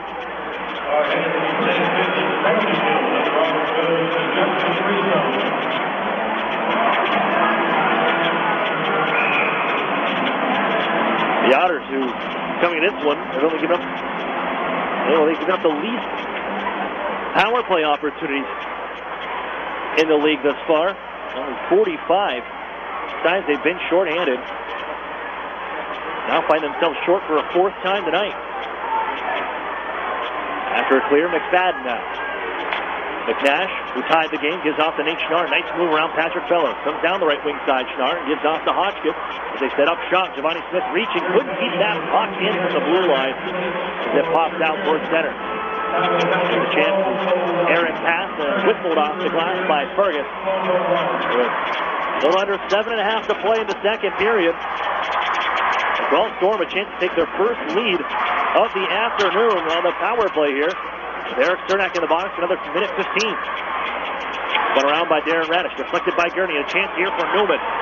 Moving in, right wing side. Newman in on goal. Fires, stopped by Hodgkin with McFadden on his back. Here's McNash. He was watched by Christian Gurney, who backs off now after the shorthanded opportunity for Erie. Well, Guelph has given up the second most shorthanded goals in the league, 5 of them.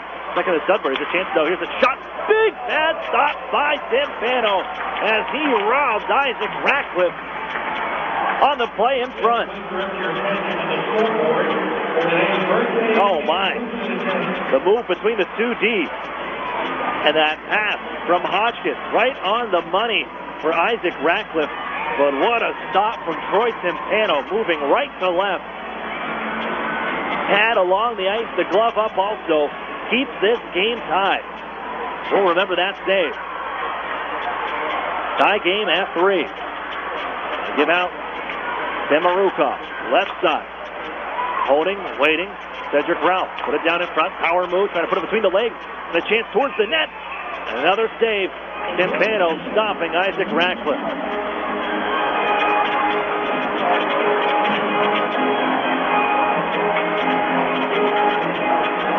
He's already got one this evening.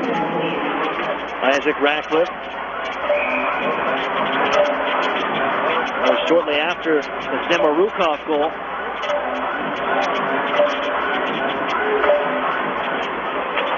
This one whistled around the ice, and Taylor Radish picks it up in flight. On the set face-off play, Radish trying to lead in on the backhand.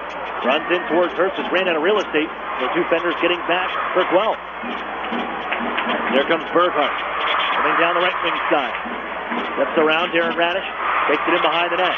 Otters watch it, given to the point.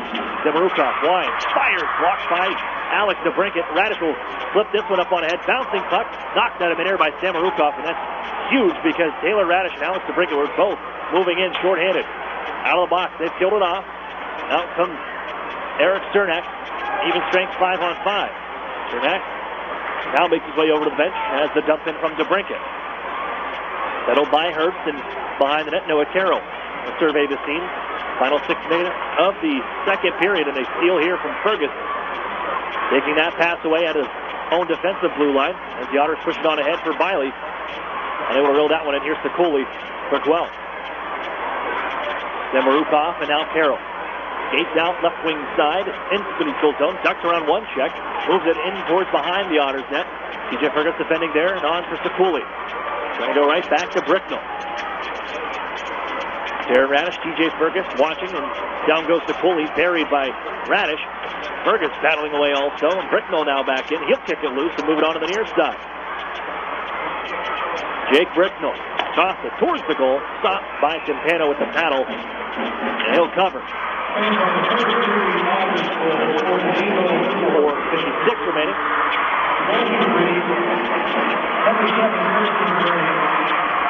Number 25, TJ Fergus, and number 24, Darren Radish. 8:04. Face off to the left of Timpano. As Burns gets off to Cernak. And on the right side for the Otters, Brent Newman with some speed towards the center ice, but quickly caught up to him. That was Ratcliffe. Forced back into the Otters zone. Coming hard here, the Guelph Storm. 2 men to the offensive zone chasing the Otters, but here he escapes with Kyle Pettit now. His shot loose in front on his play. Another stop by Herbst with Patrick Bellows in front.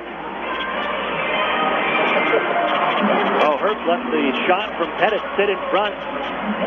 Bellows following up on the rebound, but a good glove save from Liam Herbst.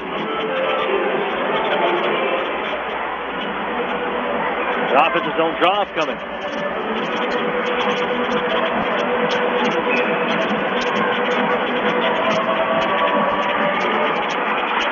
Pushed on towards the far wall and banged on out by Austin Hall. The Otters, though, Garrett Podubny pokes it down to the near side corner, back into the offensive zone as McNash trying to use the near side boards. We'll get it up and on ahead. He's firing off is Burkhardt with the man in front. Burkhardt moving on in, tripped up. As the Otters poke it loose, getting back Garrett Podubny. On for Mitch Burns. Angled up the wall. Robinson and Cernak there. Podubny reels it in though. He moves on, over skates, lost the puck, and McNash takes for Guelph. Moves it across the offensive blue line. Left wing side. On down to the corner. Guarded there by Cernak. He puts it in left for Hodgkins. Guarding was Podubny. Moved back down the wall. McNash runs into Cade Robinson, and the Otters poke it loose towards center ice. Fired back in by Hall. Slowed by Timpano as Mitch Burns. Looking. Play up the near side. DeBrincat just on, takes the pass off for Taylor Radish. 1-on-3 into the zone. Radish with a trailer. Maximovich as he spins. Another man on. It's Martin. He's got a lane. Winds up. Left shot blocked. Comes over Maximovich. Oh, stopped by her on the try from the right wing circle.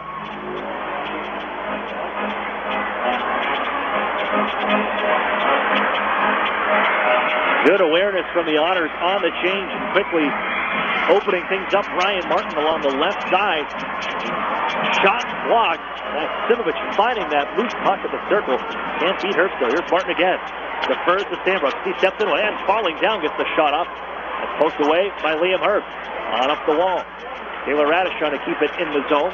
It's pushed away and out by Ralph. Pushed to the near wall by the Otters. Sandbrook. Found by Maximovich looking for Taylor Radish. Pass is defended by Ralph and now Samarukov to the near corner. Ran into the referee. Now Taylor Radish into the mix. Samarukov tries the near side. Up the wall and up off a stick as Sandbrook has to recover quickly because out on his trail was Liam Stevens. In the final 2.5 as the Otters look out. Here's a break. 2-on-1. Alex DeBrincat with Radish. It'll go to the backhand. He scores! Let the Big Dog eat. Goals in 6 straight for Taylor Radish. It's 4-3.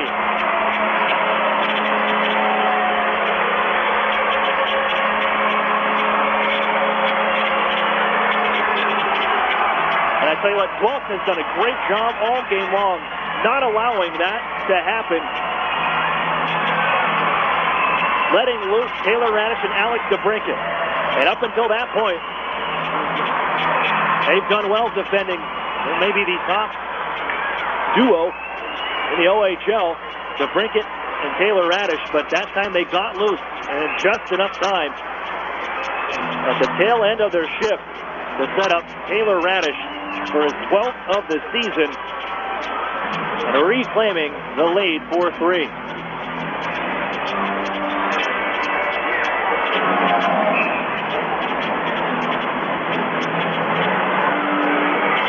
Draw will be to the right of Quintana after a spacer after an icing call to the Otters. And Smiley roughs the man up along the far wall and fires the puck out to center.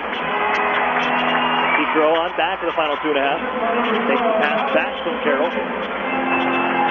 Lifted ahead, but not out. Darren Radish there to keep it. Building down and moving it along.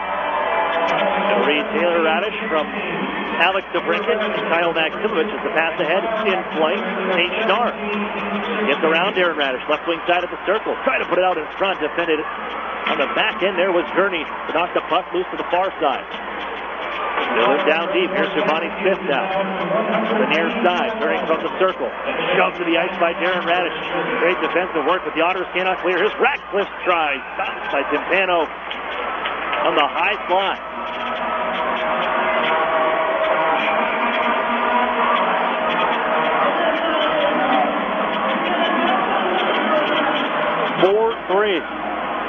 Erie back ahead after giving up 3 to the Guelph Storm in the second period.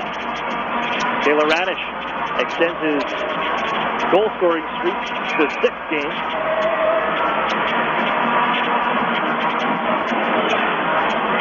The Otters go back ahead by 1.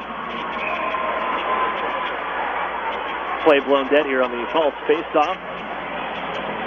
And it will step back in.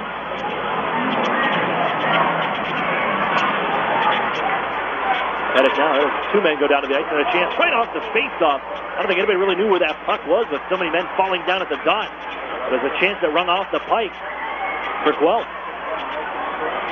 Go behind the net, Bricknell centers in front. Bad stop made Timpano as he robs Burkhart just inches from the goaltender. Here he gets it back the other way. Pushed on down to the near side wall. It's Fellow. As he skipped away from him and Byrne moves it on to Eric Cernak. Launch it in cross corner. Fellows chasing after it. Got a piece of it around Austin Hall. Stick came up on Fellows, and Erie will get a power play opportunity of their own. Austin Hall guilty of high sticking with 1:12 to play here in the second.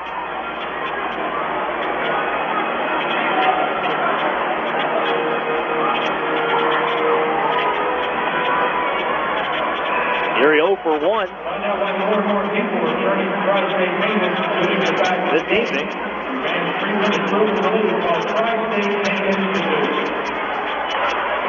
They'll have to start from their own zone as Guelph takes the opening draw and hammers it on down ice. Radish against the Cooley, and Radish will just nudge it along the near side for Alex to brink it as the Otters break out of their zone. Taylor Radish now has made it 4-3 into the zone in the final minute of the period.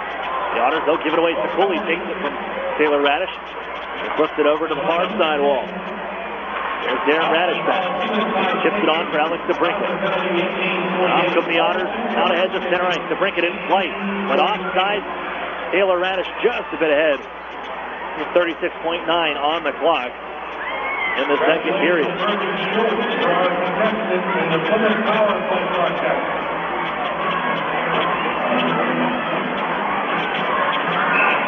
Top unit will stay on for Erie. To brink it, winds up wide left.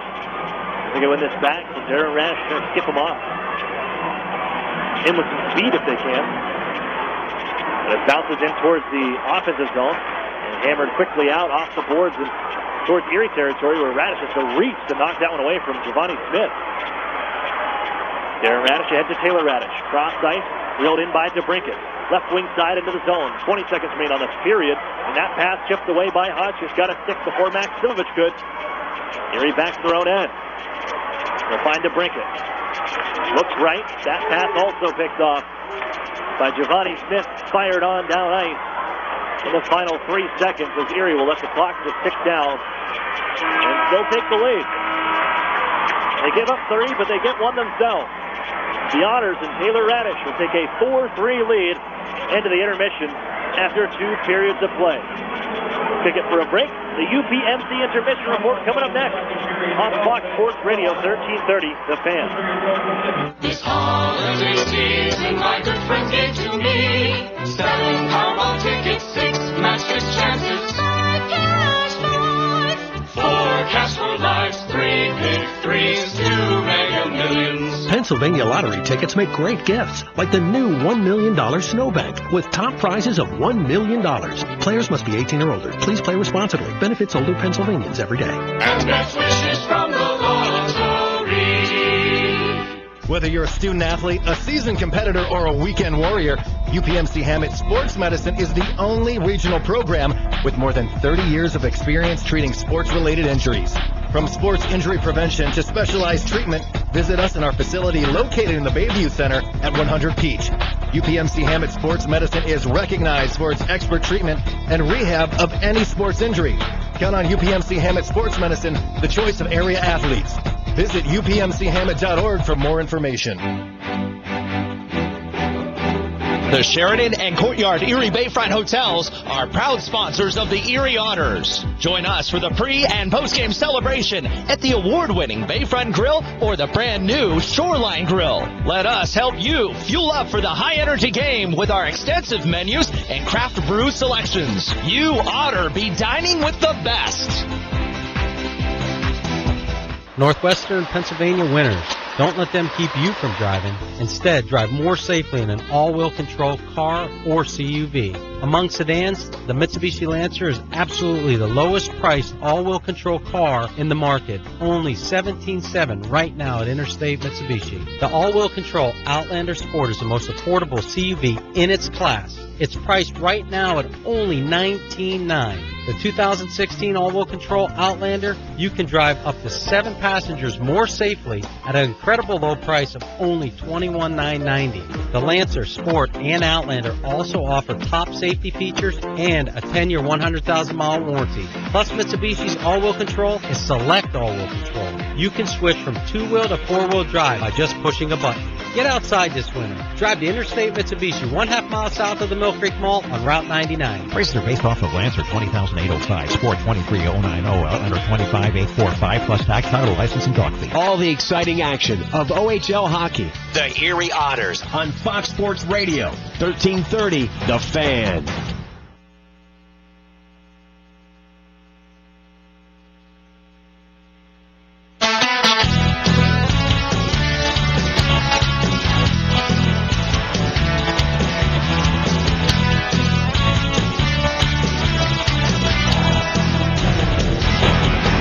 everyone, I'm Terry Doyle. Welcome to this week's edition of OHL News, presented by Warrior. Coming up on the show, we'll talk to one of the many OHL players who has been named to Team OHL for the upcoming CIBC Canada-Russia series. He also came into this week's play as the top scorer in the OHL. Now, earlier this week, I caught up with Radish as we talked about the start of the season for the Otters that sees them come into this week in a deadlock for top spot in the Western Conference, and he leading the league in scoring. With Taylor Radish of the Erie Otters, and Taylor, let's talk about the start to this season. You guys, seems like a bit of a broken record, but after back-to-back 50-win seasons, off to another nice start. Does it feel like you guys have just been consistent, really, since your whole time in Erie? Yeah, definitely with that. I feel like our team's been working hard, and we got a good coaching staff, and they really get us prepared for every game, and our team's definitely been playing really well lately, and we just got to keep it going. Are there times when Chris and the coaching staff challenge you guys where you might win a game, maybe let's say 3-2, but they'll come back in and say, okay, great guys, we got the win, but we need to do these things better? Yeah, definitely. That's something they really pride our team on. They want us to play our best, and they definitely, in practice and things like that, if we're not having a good practice, they'll definitely let us know and get us back and ready and focused and ready for the next game or whatever is up next for our team. Being a third-year guy now, do you find that your role gradually increases both on the ice and in the room as well? Yeah, definitely. I'm trying to be a bit more of a leader this year with some of the guys we lost, and definitely taking a bigger role offensively and defensively. I feel like being a third-year guy, I have to be a big part of this team, and right now our team's playing really well, and we just got to keep it going. Was it nice the first couple of years, 21, 24-goal season, certainly nothing to sneeze at by any means, but the fact that you were able to kind of be a guy who wasn't necessarily getting all the attention, obviously, with Connor and Dylan and Alex and so many guys around. Was it nice in your first couple of years in the OHL to just be able to concentrate on doing your thing and kind of let the other guys get some of the attention? Yeah, definitely. That was kind of something that made it a little easier for me, I guess you could say, with most of the top lines or top D focusing most of the games on them, and it kind of, I guess, opened up a lot more for me, and it let me do my thing. For you came out of the Toronto Marlboros organization, certainly a storied minor midget and minor hockey organization. Some of the guys you played with in minor midget are in the OHL as well. Do you guys sort of, as you see each other on the ice, a little wink, a little nod, a little chirp back and forth? Yeah, we see each other a lot, I guess, with sometimes playing guys in the same, a couple times a year. With, let's play Mikey McLeod.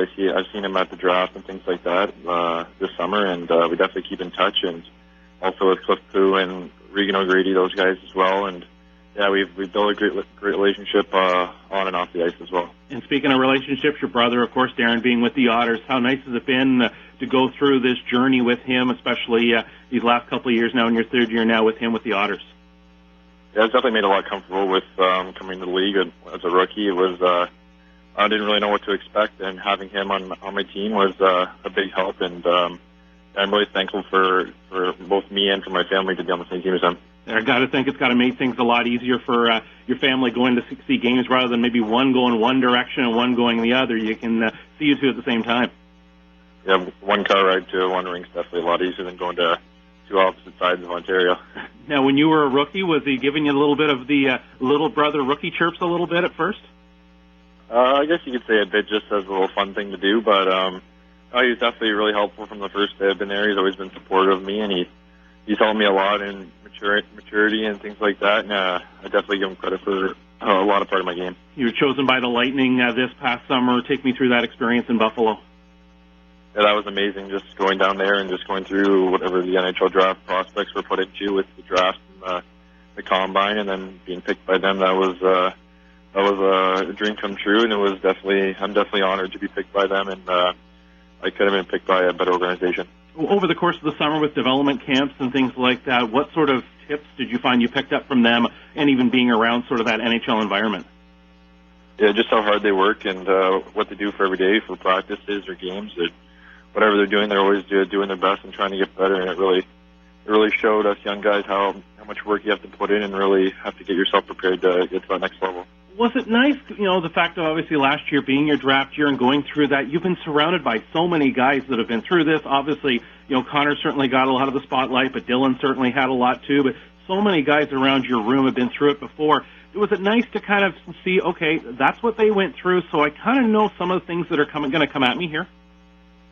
For sure, with Connor and Dylan going the year before me in the draft, it definitely got to see what they did every day at the rink and what they went through in the draft year. But I wouldn't say I was in the same category as them with how much hype they got. But it definitely made it a lot easier for me and Alex with seeing what they did and how much work they had to put in and things like that.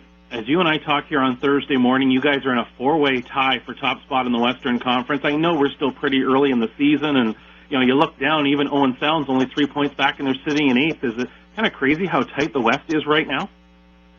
Yeah, definitely. With even the last couple of years, it's been a conference that's been very competitive, and especially with this season start, you can already see that building up for the rest of the season. Do you find, I know, as I say, it's early, but when you guys got later in the season, you look around, it's like, okay, let's take care of our own business first, and then you go in the room after the game and check what's going on. It's like, all right, we won, and we're still not gaining any ground, or, not this point, not in October, certainly, but once you get later in the season, you start to get into some scoreboard watching? A little bit, I guess you could say, with when you get to the closer to the end, but right now we're just not trying to focus too much on that. We're just trying to play our game and really be a consistent team and really work hard and just prove ourselves at the start. That was Taylor Radish of the Erie Otters. That's going to do it for this week's show. I'm Terry Doyle. You've been listening to OHL News presented by Warrior. Thanks for joining us. More hockey coming up on Fox Sports Radio 1330, The Fan. An Erie landmark since 1953, Nunzi's Place serves generous portions of great food at reasonable prices. Family owned for almost 60 years, Nunzi's prepares the finest Italian food in Erie. Come see why the Erie Times News said Nunzi's is known for food that tastes good. Nunzi's Place, located at 2330 East 38th Street, near the Bayfront Connector.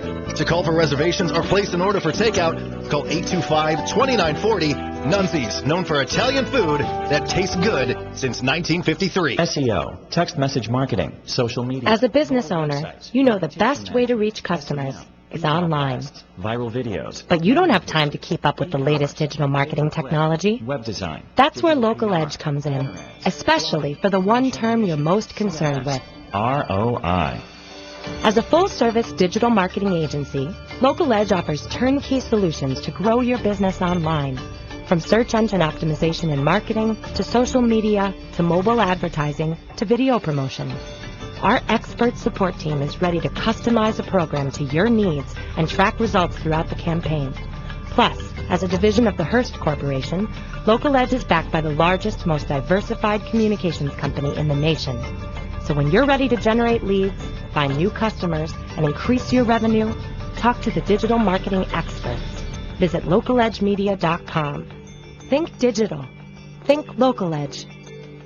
National Fuel says, smell gas, leave fast. Then call 1-800-444-3130. If you detect something that smells like rotten eggs, it could be a natural gas leak. Leave the premises immediately and contact National Fuel from a different location.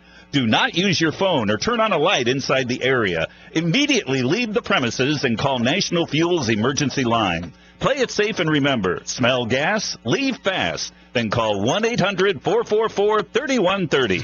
Fall here, everyone's favorite season. Tim Hortons French Vanilla Cappuccinos have arrived, and I couldn't be more excited. 3 delicious flavors, classic, chai, and pumpkin spice to keep you cozy all season long. With French Vanilla at Tim Hortons, I'm downright blissful. Rich, creamy, and delicious. I'm back, and better than ever with Tim Hortons Signature French Vanilla Cappuccinos. Coming today being fall, and try one at participating U.S. restaurants for a limited time. Keep up on all things Erie Otters by following us on social media. Follow the Otters on Twitter and Instagram at Erie Otters, and like us on Facebook at facebook.com/Erie Otters Hockey. You'll get up-to-the-minute news on all things happening with your Erie Otters, so check us out on social media today.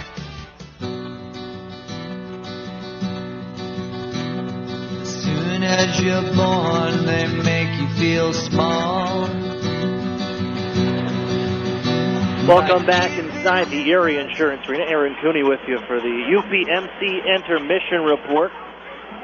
The Otters had 4-3 after 40 minutes of play, and a lot closer than we thought at the first intermission with the Guelph Storm getting back into it. 3 straight to open the second period before the Otters and late taking a 4-3 lead from Taylor Radish.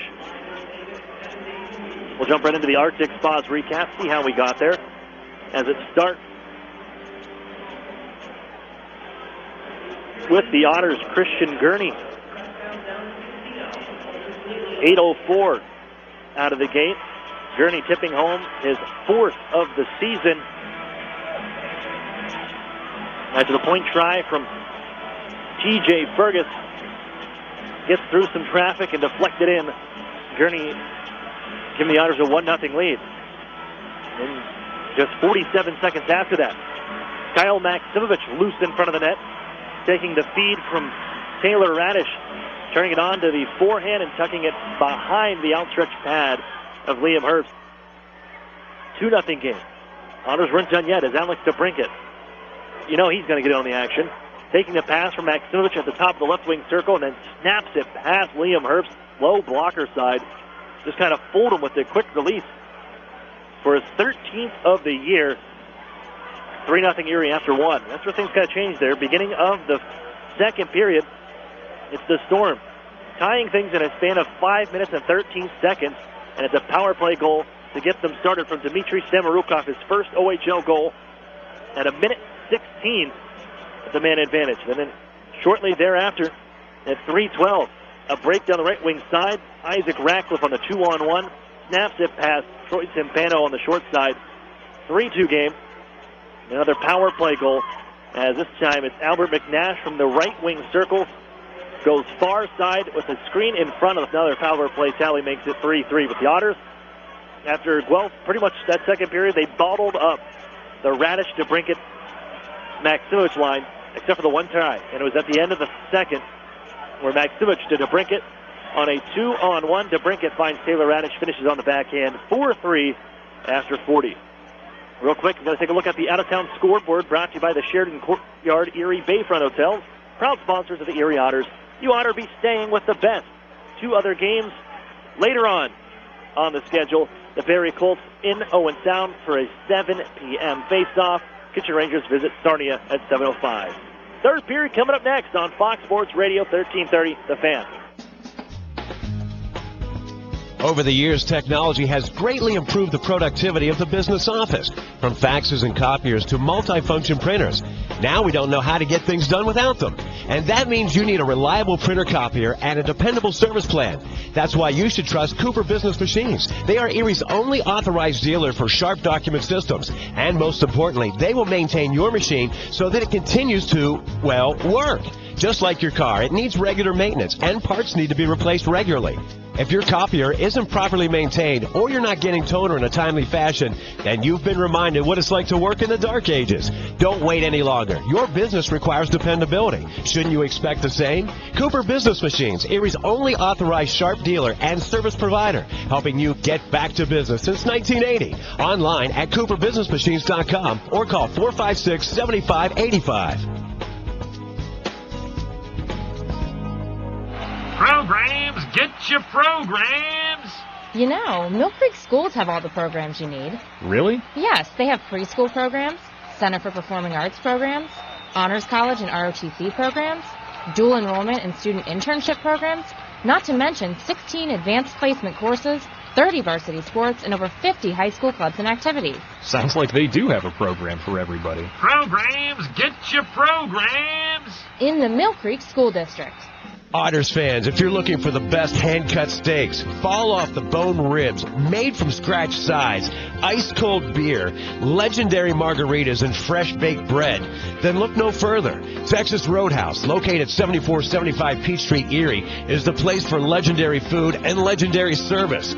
Whether you're looking for a special occasion or just a night out with good food and friends, think Texas Roadhouse. And don't forget to cut your wait time by using their famous call-ahead seating. That's Texas Roadhouse, 814-864-9494. What's 10,000 square feet with 100-plus arcade games, all set to free play, including air hockey and one round of glow golf, all in one great space? If you said Playport Erie Arcade, Erie's largest indoor arcade center, you're exactly right. And if you haven't had a chance to stop in and enjoy all those old favorites and new challenges, now's the perfect time. Race your friends head-to-head with the 4-player simulators, ride motorcycles, boats, skis, and more. Playport has bowling, pinball, basketball, hunting games, and of course, all for a one-price admission. Come on into Playport Arcade. It's like having that feeling when you wish you were a kid again. Yeah, that's the feeling you'll get at Playport Erie Arcade. Playport is more than just an arcade. Playport is Erie's first indoor glow golf attraction. It's like walking into another world as you enter the glow golf room filled with neon and different fun obstacles at every hole. Playport is fun for all ages, and now for a limited time, grab 3 people along with yourself and take advantage of the 4-pack special. But hurry, it's only for a limited time. Playport Arcade on West 12th Street in the Big White Building just east of Peninsula. I beat my best score. I love this game.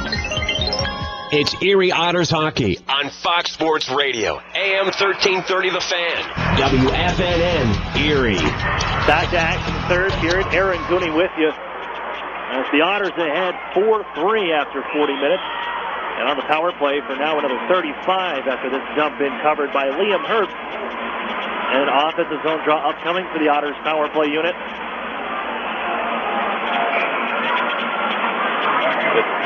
Alex DeBrincat, the right-hander, will step in against Nate Schnarr.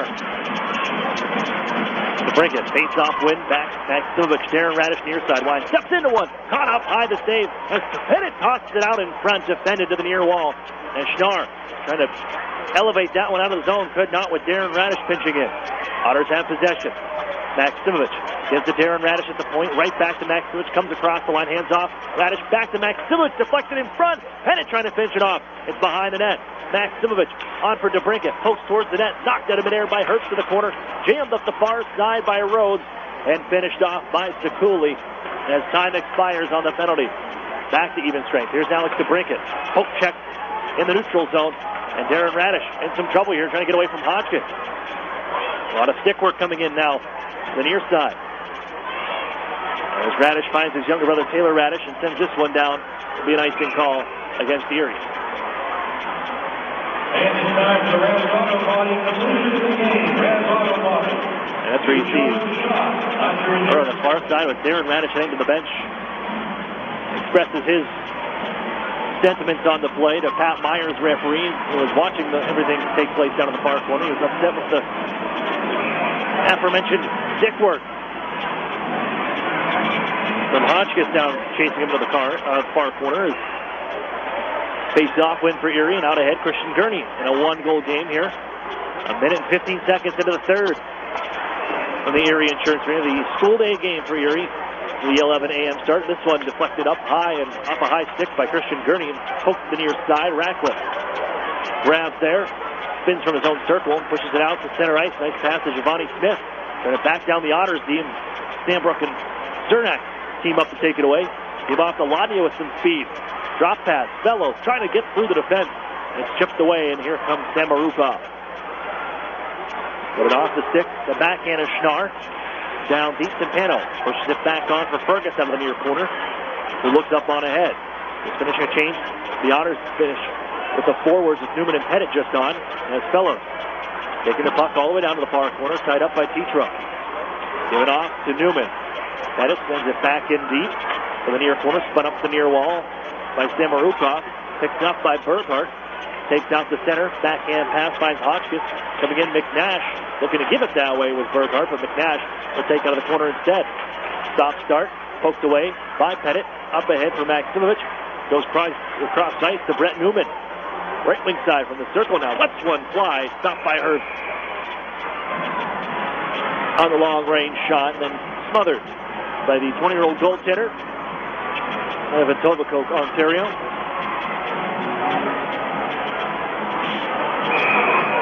.229 in to the third of the 1-goal game. The Otters opening the scoring with 3 in the first. And the Guelph Storm tying things up in a matter of 5 minutes and 13 seconds in the second period. This one kicked out by Timpano on the try from Liam Stevens. Storm quickly countered the other way. As Erie will pick the puck out of the near side. As Robinson out to Edwardson. Kind of duck between Austin Hall as he's turned around on the dump in. Similar to the play that drew the interference call on Eric Sternak, but nothing called here. Moved by Ralph, on for Hall. The right wing corner. Elevate this one high out to Rubbed down by Mitch Byrne, but it rolled just past him. And a chance of Stevens. He found it loose in his skates, but could not make anything of it as the Otters the other way. Carson Edwardson shot wide. Off the corner. Taken on back to neutral ice by Mitch Byrne. I know they got a change-up coming on the forward, so the Erie defense will hold on here and wait. Byrne just pushes it out with some pressure to center ice. Tossed in by Burkhart. And kicked out by Erie and Timpano for Sandbrook, and then quickly out to center ice. Maximowicz gathering off the Taylor Radish pass from the boards. DeBrincat now in front, looking for the tip try. No go for Taylor Radish. Here's Maximowicz. Open on the far side was Alex DeBrincat. They couldn't get it to him, and now McNash on out to center. Drugs off Maximowicz. Can't get by the Otters defender, and here's Taylor Radish with a try. Left wing side, late man at Sandbrook. But they pick up the pass to DeBrincat, stops and tried to pick it up. And a chance the other way for Giovanni Smith.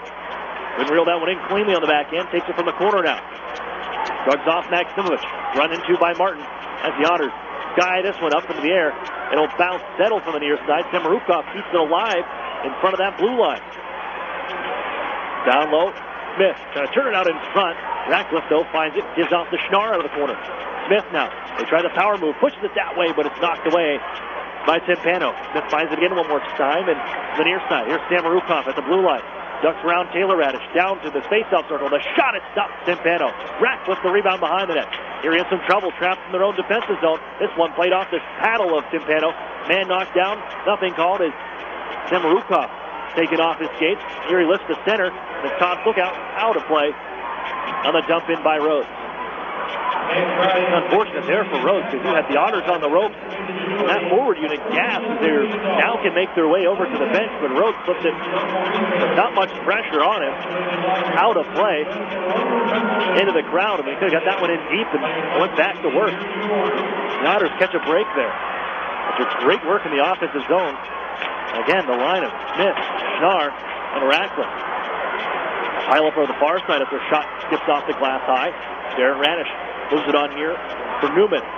Pushed ahead for Kyle Pettit in flight right wing side. He'll pick it up in the area, push it on, looking for Fellows. Rolls off his skate and off the goaltender Herb. Kept out of the net as Newman pokes it down to the near corner. Fellows gaining body position. Gives off. Newman couldn't take a pass. Darren Radish will take though. His shot through traffic. Never made it on goal. Newman again. The blue line, a shot. Deflection try. Fellows couldn't get it, but he drew a penalty on the play. A high sticking call coming up to the Guelph Storm. Fergus has the puck. Goaltender coming off. Radish lost the handle. Hotchkiss will take it. With the call made. High sticking. Guilty party. Quinn Hanna. And the Otters get their third opportunity with the power play. Here in the third, looking for a little insurance.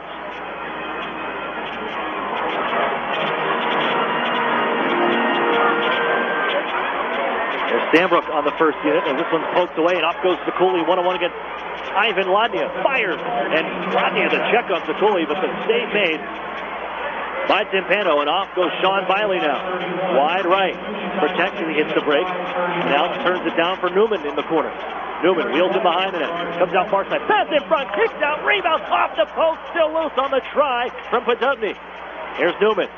Fires. Blocked. Kept alive by Brett Newman. Gives off to Biley from the right wing circle. Cross ice pass. Ladnia reels him to the backhand. Turns away now. Corrects traffic. Gives to Sambro. He'll line. His drive blocked in front. Biley reaching. Erie unable to keep it in as it deflects off of Ladnia. Now Biley from center. They'll skate back into the zone. Poked away. And thrown down by Austin Hall. Otters will change to get the first unit on. After coming that close, putting one off the post, Gareth Podubny with the man advantage. Liam Herbst comes up with a couple saves in sight. Kyle Rhodes, they'll poke it up the near side wall. Darren Radish activates, trying to keep it alive, but it's knocked away and skating ahead. Stevens, left wing side. His shot off a stick high. Settles onto the far corner. It was Maximowicz trying to turn it away from Barrett Turwin. Now in some trouble are the Otters. DeBrincat will take the puck. And now march out to center ice with 38 seconds on the power play. Taylor Radish into the zone. Drops it off. Headed. Oh, he couldn't take the pass. He deflected it near side. Hammered up the wall. And on down by Samarukov. Capano to Maximovic after the play, trying to duck around the check. He's turned around by Hodgkiss with the puck. It's Burkhart on out to neutral ice. He can skate the rest of this off. 15 seconds as he hands off to Carroll and elevated on down. The final 10 of the power play. Darren Radish to DeBrincat. One last rush if they quickly move. As DeBrincat fires one. Reeled in by Hurst. No rebound. With 12:30 to play, third period. 4-3, the Otters holding on to that one-goal lead.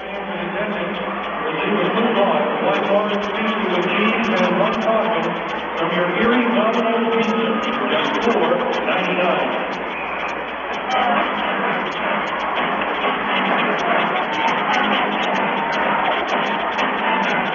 1 second on the Quinn Hanna penalty. The Otters win the faceoff. Here's Fergus. He comes out of the box.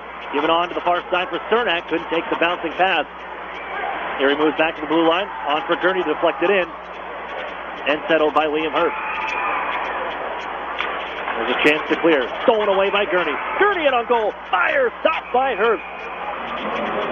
Oh, the pressure from Kyle Pettit forces the play by Austin Hall. And he was just could feel the heat on his back trying to flip it away right into the body of Christian Gurney. It was in from the face-off dot by himself. Just could not beat Liam Hurst.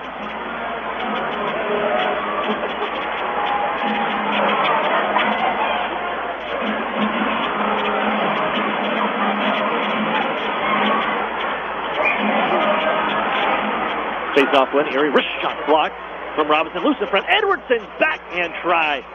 Gobbled up by Hurst. They got loose in front. Couldn't find that puck after the try from Cade Robinson. Edwardson does eventually find it after it falls out of the equipment in the backhander. Another good save with Hurst in position. Put onto the wall, out to the blue line. Martin's try. Gets wide to the near corner. And it's Cooley. Leaves it on for Rhodes. He's in behind his net. Chips it around the Otters forecheck and onto the far wall where Martin stands up a man.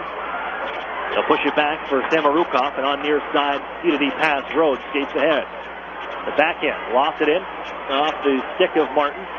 They'll push it up the far side, comes right to Cedric Rout, who's tied up by Garrett Podubny. Edwardson watching, Martin, they'll push it behind his own net, Sambrook. Moves on near side, Robinson, out ahead for Garrett Podubny, kicks it to himself and jumps it in. Still into their shift is already off Robinson. Podubny makes his way back, as does Edwardson. Rhodes out to center.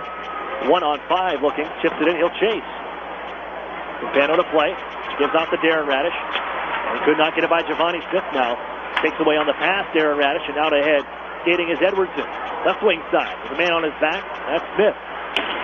Pinned down to the wall. A stick broken. That belongs to Giovanni Smith coming down on the whack to Carson Edwardson.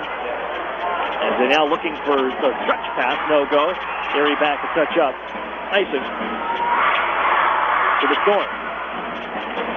And Chris Knobloch now, you can tell, on the play, marking to Pat Myers. Asking how's that not a splash. I don't usually get the automatic if the player with the puck has his stick splash in half, but it's similar action. Chris Knobloch unhappy with deemed illegal play. Face-off win. There's Darren Radish after the play. A quick shot from the right wall. Stopped by Hurst. This is traffic in front. Reset the drop to left of Guelph's goaltender. Erie 9-0 when leading after 2 periods of play. Here on the season, but this one much closer. 12 Storm giving Erie everything they have. And to move up the standings so tight in the Western Conference, when you look at it, and just flips back down the other way. Erie, Eric Sternak to Sambrook, turned over. Burgert had a chance. It comes to Hodgkiss now. Gets right side. The wrist shot, blocking it, getting in time was Sambrook. And the try from McNash. So Erie gave it away at the top of their circle. They got it right back. Hodgkiss trying to move it on down deep. McNash couldn't take it. Turns and looks from the far side corner. McNash out, fires. That was blocked. Bouncing puck. McNash still looking for it onto the near side wall. He's all over the ice right now. 20 for Hotchkiss. Behind the net. On far side. Up the wall. They'll give to Tetro. Back down. Chance for Burkhardt. Drop pass. Good stick from Cernak as McNash was wide open. The Otters finally get a puck. They can take it on down ice. For Brinkett.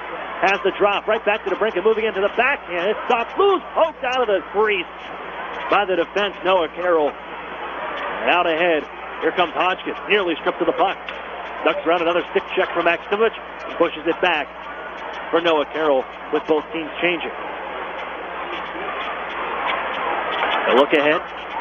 Just on Schnarr. Looking for Giovanni Smith, but a little ahead of the play. And the whistle. 9:33 to play here in the third period. The Otters with the lead. Just one. 4-3 the score.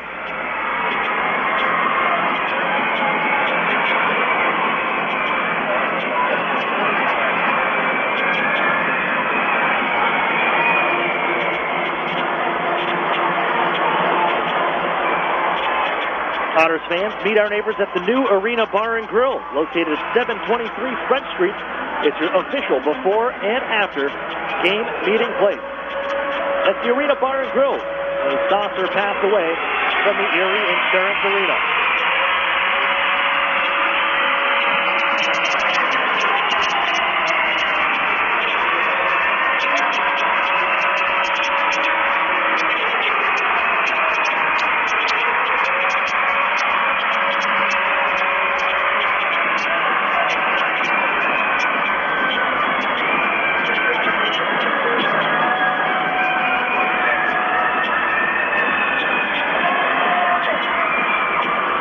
Here to one-goal game from the Erie Insurance Arena. Aaron Cooney with you, third period, 9:33 to play. 4-3 the Otters with the lead. Taylor Radish's goal. The go-ahead mark right now. Erie turns it over. Look out. It'll go. Schnarr scores!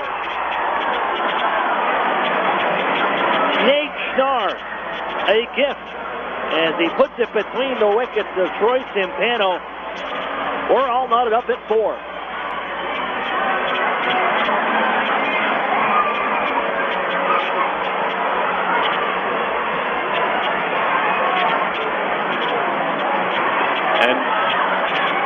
A glaring turnover from the Otters, and that was that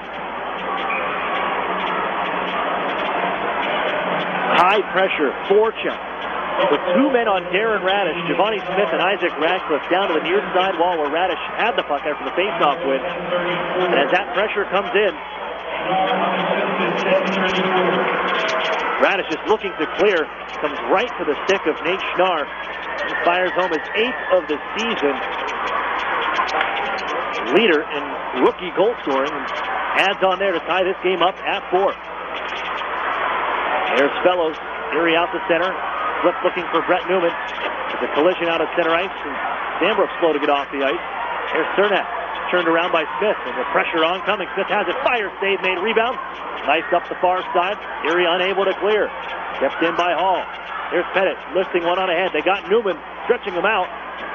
McFadden able to defend and push it up the near side to center ice. Ratcliffe. Hands over right wing side. It's Cedric Ralph. His shot blocked by Cernak and the Otters. Trying to move ahead.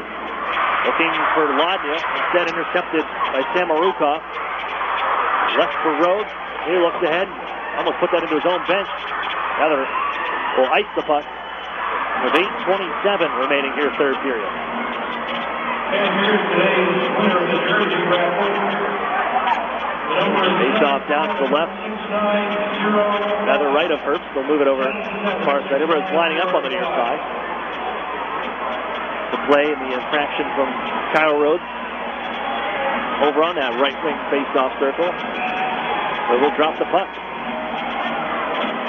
Face-off win Erie to the point. Here's Darren Radish. Waits, fires, tipped in front, just wide by Biley. Gurney has the puck. Turning away, trying to leave the puck for Biley, but off the near side wall, gathered by Stevens. They're directed into the zone. Sekuli now, first man on it. Wheels in behind the net. Fergus watching, but it's Sekuli with the puck to the far side. Hit by Gurney. Biley comes on in, chips it out to center off the back end of Samarukov. And on out through center. Lodnia near takeaway. Knocks it into the offensive zone. Lodnia stops here in the near side corner. Looks out on. Shakes Darren Radish down low. Lodnia trying to get some space now. Winds up. Big flapper off the stick wide. Chipped out in front. Looking for it. Max Simlich couldn't take it. It's Fergus holding on to the puck now. Gives out to Darren Radish in a tie game. His shot through traffic. Tipped just wide. Lodnia reaching for it. Max Simlich will put it back down deep as the Otters change as Lodnia and Biley come off at the end of that long shift. Gave Erie some energy as Kyle Rhodes now. He'll take right wing side. Throw it up high. Snagged out of the air by Timpano and held on to. 7:27 to play in the third.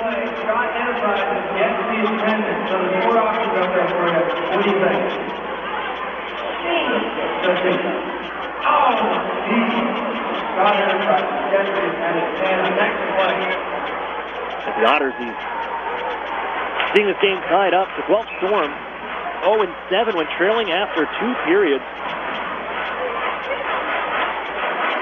Sticking with this one, again out that. Going to see a lot of the Schnarr, Ratcliffe, and Smith line, I'm sure, in the final 7:18 of this one. Poked up the wall. Here's Max Simlich on out with Brett Newman and Kyle Pettit. It's Newman. He hits the break. Left now along the near side.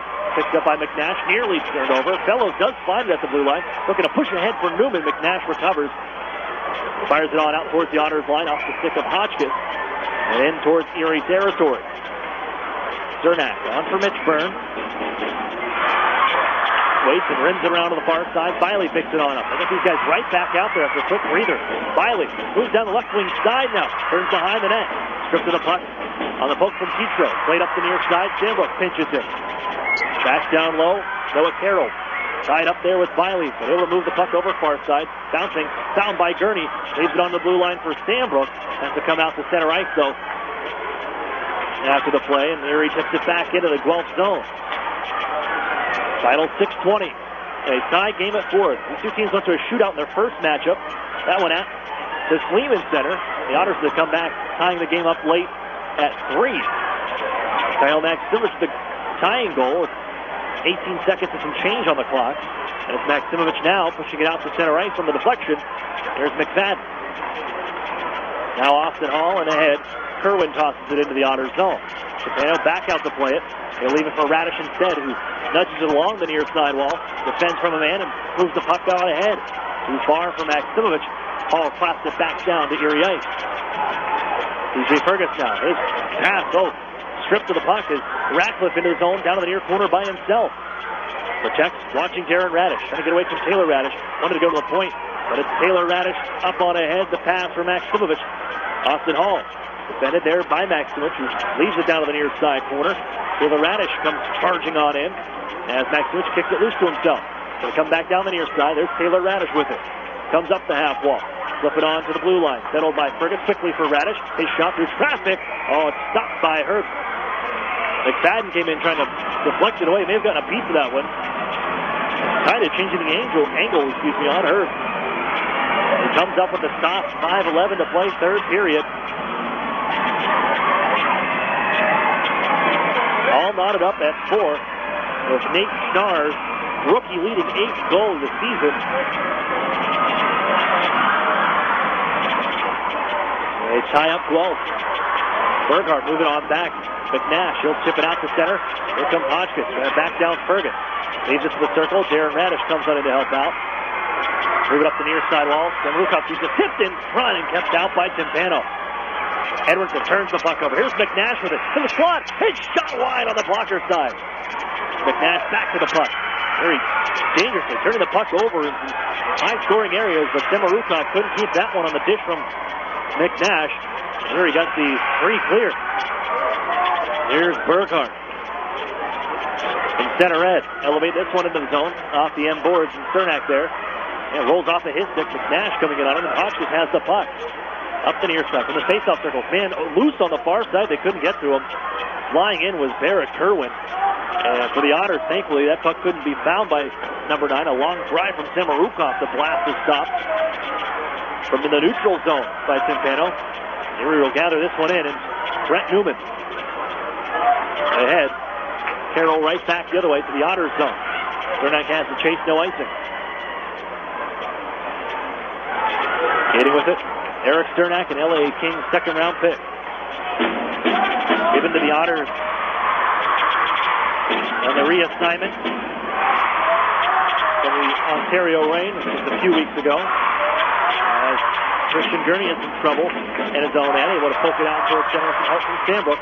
Fired into the zone by Sean Biley. These guys, Chris Knobloch pushing the button, getting them back out one more time. Biley, Gurney, and Lodnia. They had a couple great shifts here this third period. Out again, and Lodnia into the zone. Drops it off for Sean Biley, right wing side. Back to Lodnia in the corner. Wheels in behind the net now. Takes over far side.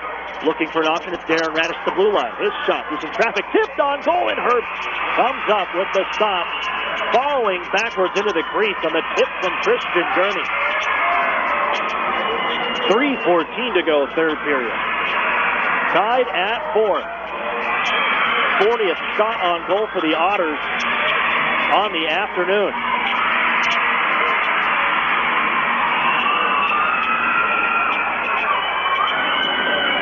DeBrincat and Company's turn.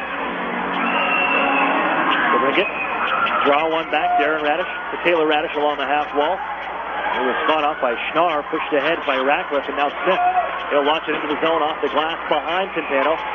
Placed up the near side wall, but the Otters unable to clear. Schnarr down to the corner. Schnarr jumped by Darren Radish. Smith has the puck though. In the far side corner. Spins away from the man. That's Fergus. Still staying with him though. They push on Ratcliffe, loose in front. Lost the handle. Tip towards the net. Pulls away off the goal line by the Otters. And Erie pushes ahead for Taylor Radish. One-on-one against McFadden. Radish. Take it down behind the net now. And push it out towards the goal. Here's a chance next. Siblich stops. Loose in front. Smith takes. Erie has to back off. They may have a 3-on-2, but the pass intended for Ratcliffe, who nearly gave Guelph the lead. And the go-ahead marker as Radish is pulled over Schnarr to the near side. Erie pushes it towards the line. Nice back to the Otters territory where Fergus gives it Darren Radish. That thing sat, after catching the post, just sat along the goal line. And Erie able to clear. Here's DeBrincat. He'll step into one. Kicked out from the long-range try by Alex DeBrincat. Sandbrook has the puck now. Darren Radish trying to come off the blue line. Erie all discombobulated right now in the offensive zone. Pettit just gets on as McNash takes down the right wing side. They got a man open near side. McNash instead fires. That went off the inboards wide. Luke Berghardt. Temerukov. Now Hodgkins back out to the point. A try from Rhodes off a stick wide. As Sandbrook ties up McNash. Poked away by Fellows. A try again from Rhodes. Still high off the corner glass and out. Looking all the way down ice. The Otters trying to get their lines back together. They had some parts of line strapped to defensive pairings, but they finally get things back in order. And Sternak the takeaway at the line. Ducks around and run into by Samarukov as he plays it on to Sean Biley. Keeps into his own Sean Biley right inside. His shot blocked it away. Tipped off the backboard. Here's Lodnia with it. Hold to Gurney. Back for Biley. Off the wall. As it's directed to the blue line. Quickly for Sternak near side. He stepped into one. Blocked. Hotchkiss fearless. Moved on. Erie still has possession. Here's Gurney.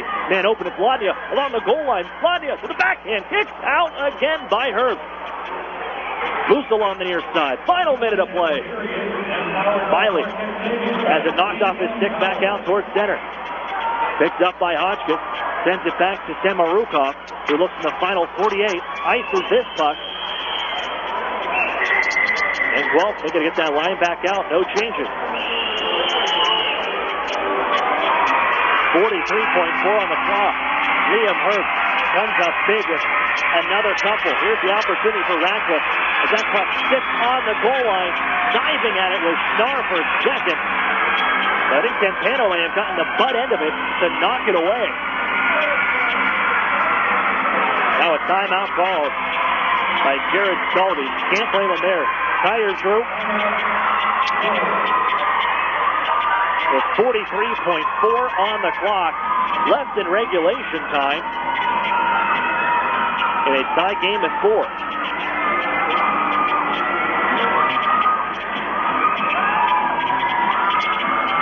Erie opened the scoring with the first 3 goals in the first period. Gurney, Maximovich, DeBrincat.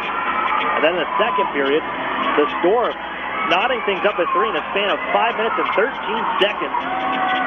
Samarukov, a power play goal at 1:16 into the second. And then Ratcliffe and McNash followed up. for the Otters took the lead into the intermission with Taylor Radish goal. And tied up late by Nate Schnarr with his 8th of the season. Here in the third period. We got 43 on the clock. DeBrincat to take the faceoff. Swipe back by Nate Schnarr, drilled around the ice, around the horn there by Kyle Rhodes. Now Smith in some trouble. Finally gets it around Darren Radish. TJ Fergus takes from center. Pushed on for Taylor Radish. Got to poke it away from Samorukov. Kept alive along the near sidewall. Samorukov able to take that puck up towards the blue line, skating with it, and backhand it on for Hodgkin. Fergus back. 20 seconds remains in the period. Darren Radish again. Gives on right wing side. Taylor Radish into the zone. Fires towards the net. Stops and covers. Erie will take the offensive zone draw. As Liam Hurst, his 40th stop on the afternoon. 11.3. Erie will keep this group out there. Reset to the faceoff again. DeBrincat against Berghardt. Now I think they may look at the time. I didn't add anything on here. We're all go. Matt Myers comes away from the penalty box. DeBrincat stepping in with Luke Berghardt. Taylor Radish picks it up along the wall, try to go forward with it. It comes to TJ Fergus now. His wrist shot skips off a stick, pops over the top of the net as McFadden just pounces on top of the puck in the far corner. We're going to need overtime. All tied up at 4. Otters, Guelph Storm. School day game here from the Erie Insurance Arena. Step away for a break. We're right back on Fox Sports Radio 1330, The Fan. This holiday season, my good friend gave to me 7 Powerball tickets, 6 match 6 chances, 5 cash for 4 cash for lives, 3 pick 3s, 2 Mega Millions. Pennsylvania Lottery tickets make great gifts, like the new $1 million snowbank with top prizes of $1 million. Players must be 18 or older. Please play responsibly. Benefits older Pennsylvanians every day. And best wishes from the lottery. Programs, get your programs. You know, Mill Creek schools have all the programs you need. Really? Yes, they have preschool programs, Center for Performing Arts programs, Honors College and ROTC programs, dual enrollment and student internship programs, not to mention 16 advanced placement courses, 30 varsity sports, and over 50 high school clubs and activities. Sounds like they do have a program for everybody. Programs, get your programs. In the Mill Creek School District. It's Erie Otters hockey on Fox Sports Radio, AM 1330 The Fan, WFNN Erie. Welcome back inside the Erie Insurance Arena. School day game. At the 11 a.m. start. Class still in session. A little extracurricular activity, if you will. We're heading to overtime. Aaron Cooney with you. With all knotted up. Otters and Storm 4-4. Erie 0-1. And a one shootout victory as Darren Radish quickly the other way. Rings it off the crossbar. Just 6 seconds into the overtime frame. DeBrincat ducks around the check. Pushes it on for Taylor Radish now. Radish with a head of steam trying to go between the defender McFadden. Had it knifed off his stick. Radish handing off for DeBrincat. In some traffic though. Got a backhand shot away that skipped wide.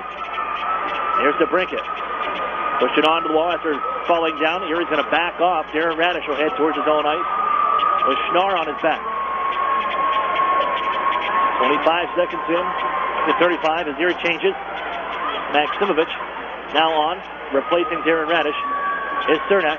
Lodnia will take the drop pass, and Erie moves in with speed. Off to the neutral zone. Here comes Lodnia, right wing side. Hits the brakes along the half wall. Now looks.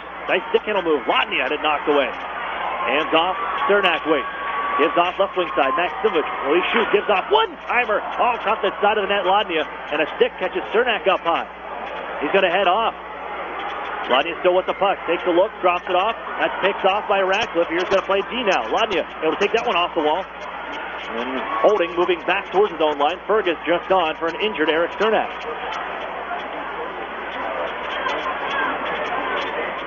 3:35 left in the overtime. Here a couple shots on goal, but they nearly turned that one over. Fed it back defensively with McNash hot on that puck after Erie left it at center red. Newman now spinning, gives off to Fergus. Right back for Newman. If they move, they got a 2-on-1. Here's Newman, right wing side. Looking to move in on goal, cannot. Cut off by Rhodes, and off go the score. McNash trying to split the D. Staying with him as Newman takes the puck and swoops onto the near side. Holds off, waiting, and leaves it for Fergus. As now both teams head off. 3-on-3 overtime. All knotted up at 4. Erie Insurance Arena is now Smith.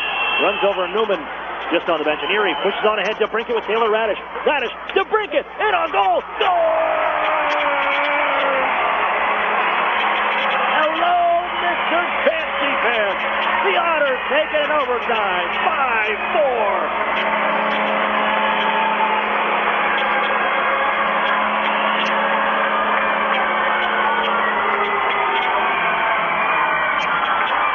Things open up for the Otters after the change.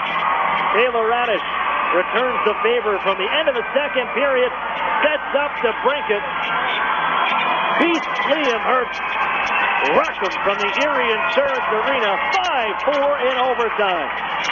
Douglas Martin Funeral Home Postgame Show coming up after this on Fox Sports Radio, 1330, The Fan.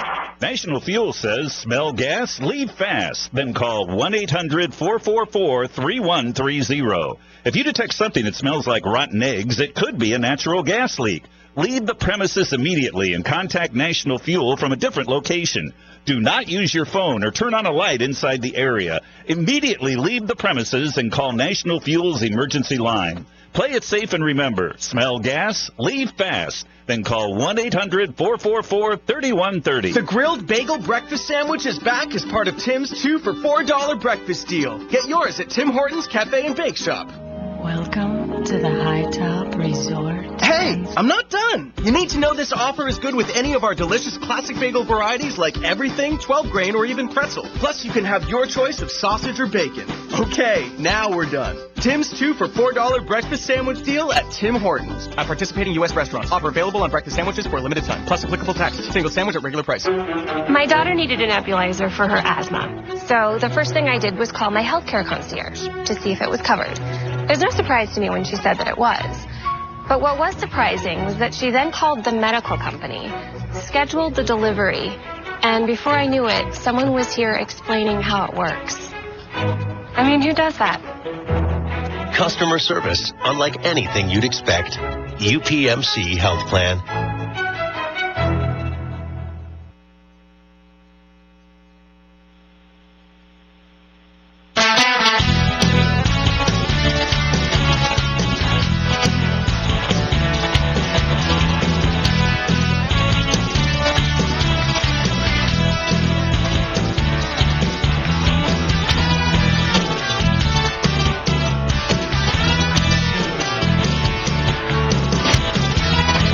Welcome back here inside the Erie Insurance Arena, wrapping up the matinee hockey game, the Otters. And the Guelph Storm going into overtime to find a winner here.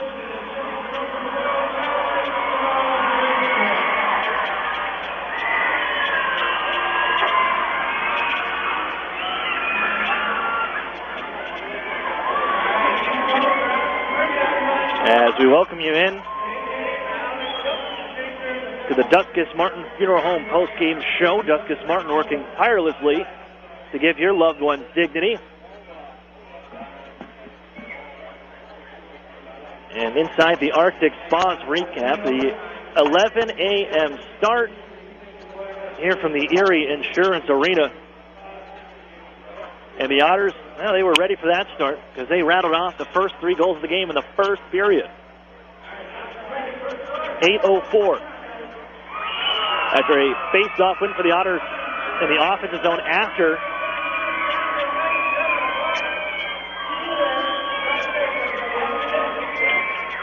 a icing call to the Storm.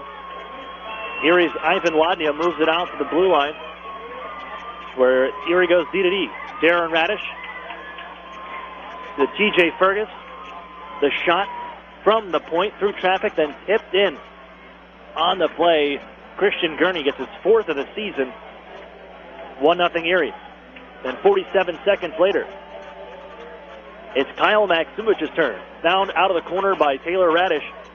Maksimovic able to reach out, stretch past the right pad of Liam Herbst. And the Otters take a 2-0 lead with Maksimovic tucking it home. Still in the first period, 15-17. Alex DeBrincat taking the pass from Maksimovic at the tail end of a shift.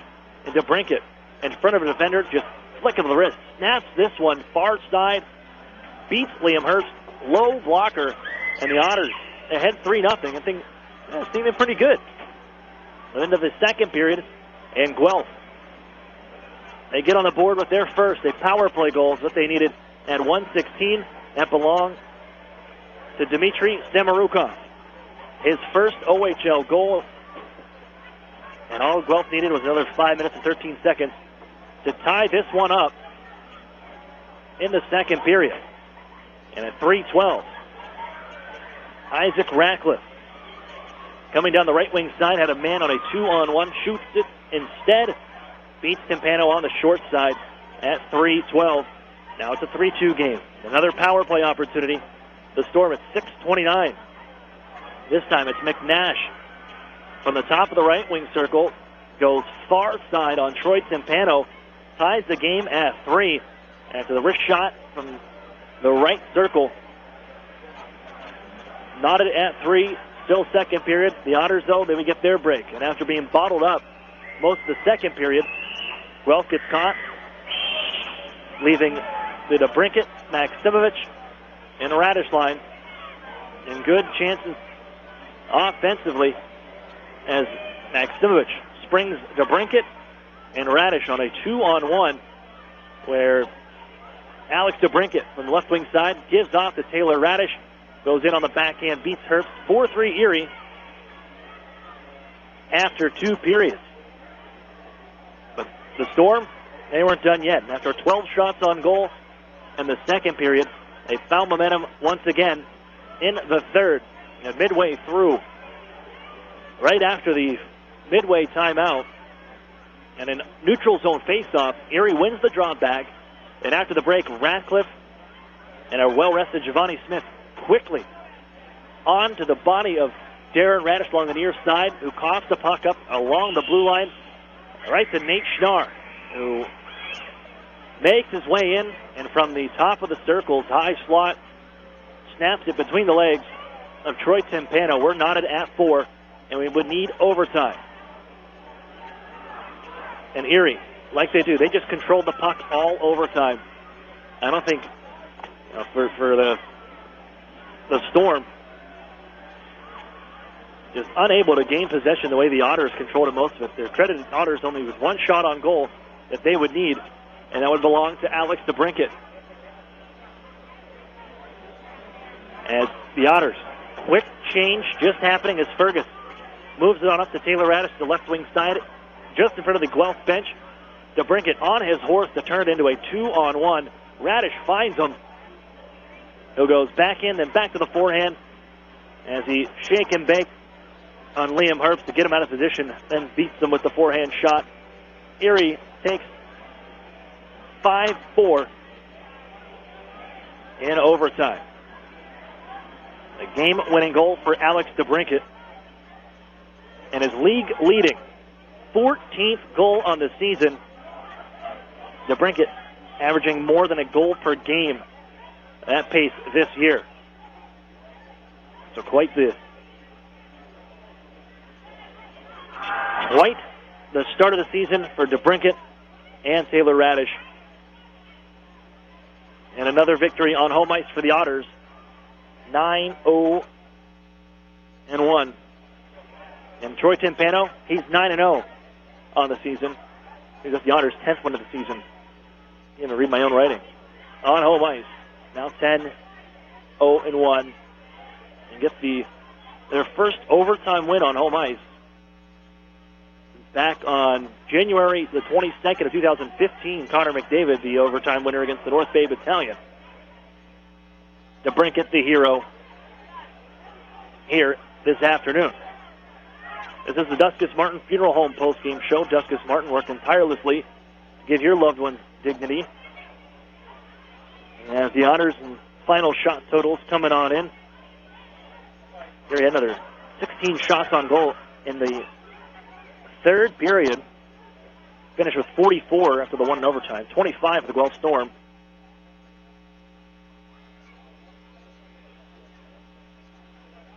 As the Otters take this one, we'll take a look at the Ironworkers local union number 3's Ironman of the game with tonight's 3 stars.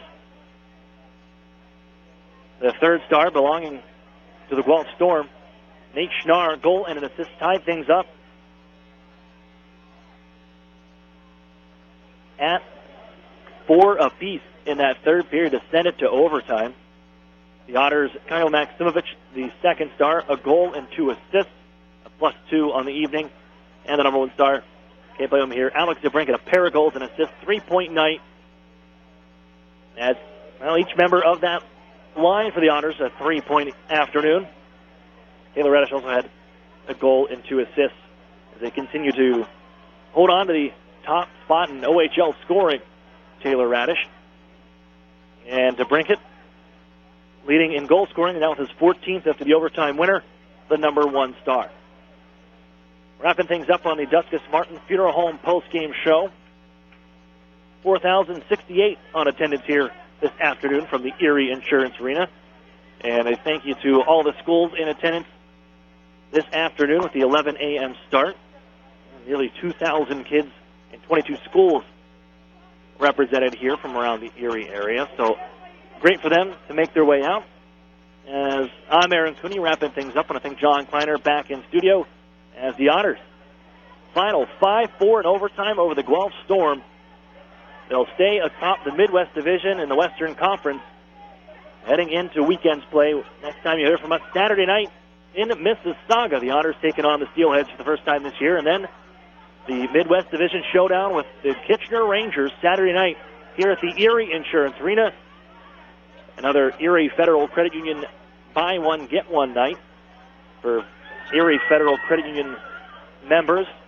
Use your debit card and receive the offer. Buy one, get one tickets for Saturday night when the Kitchener Rangers come into town. Last time, Otters prevailed 5-4 overtime victory over the Guelph Storm. I'm Aaron Cooney, and for John Kleiner, we thank you. We'll talk to you Friday night. This has been Erie Otters Hockey on Fox Sports Radio 1330, The Fan. Hey, thanks, Aaron. 131, Fox Sports Radio 1330, The Fan. John Kleiner, the Washington Storm.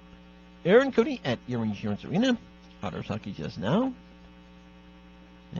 Kids in the Business Person's Matinee Edition. Give back to FSR very shortly, specific with Rich Eisen. Followed at 3 by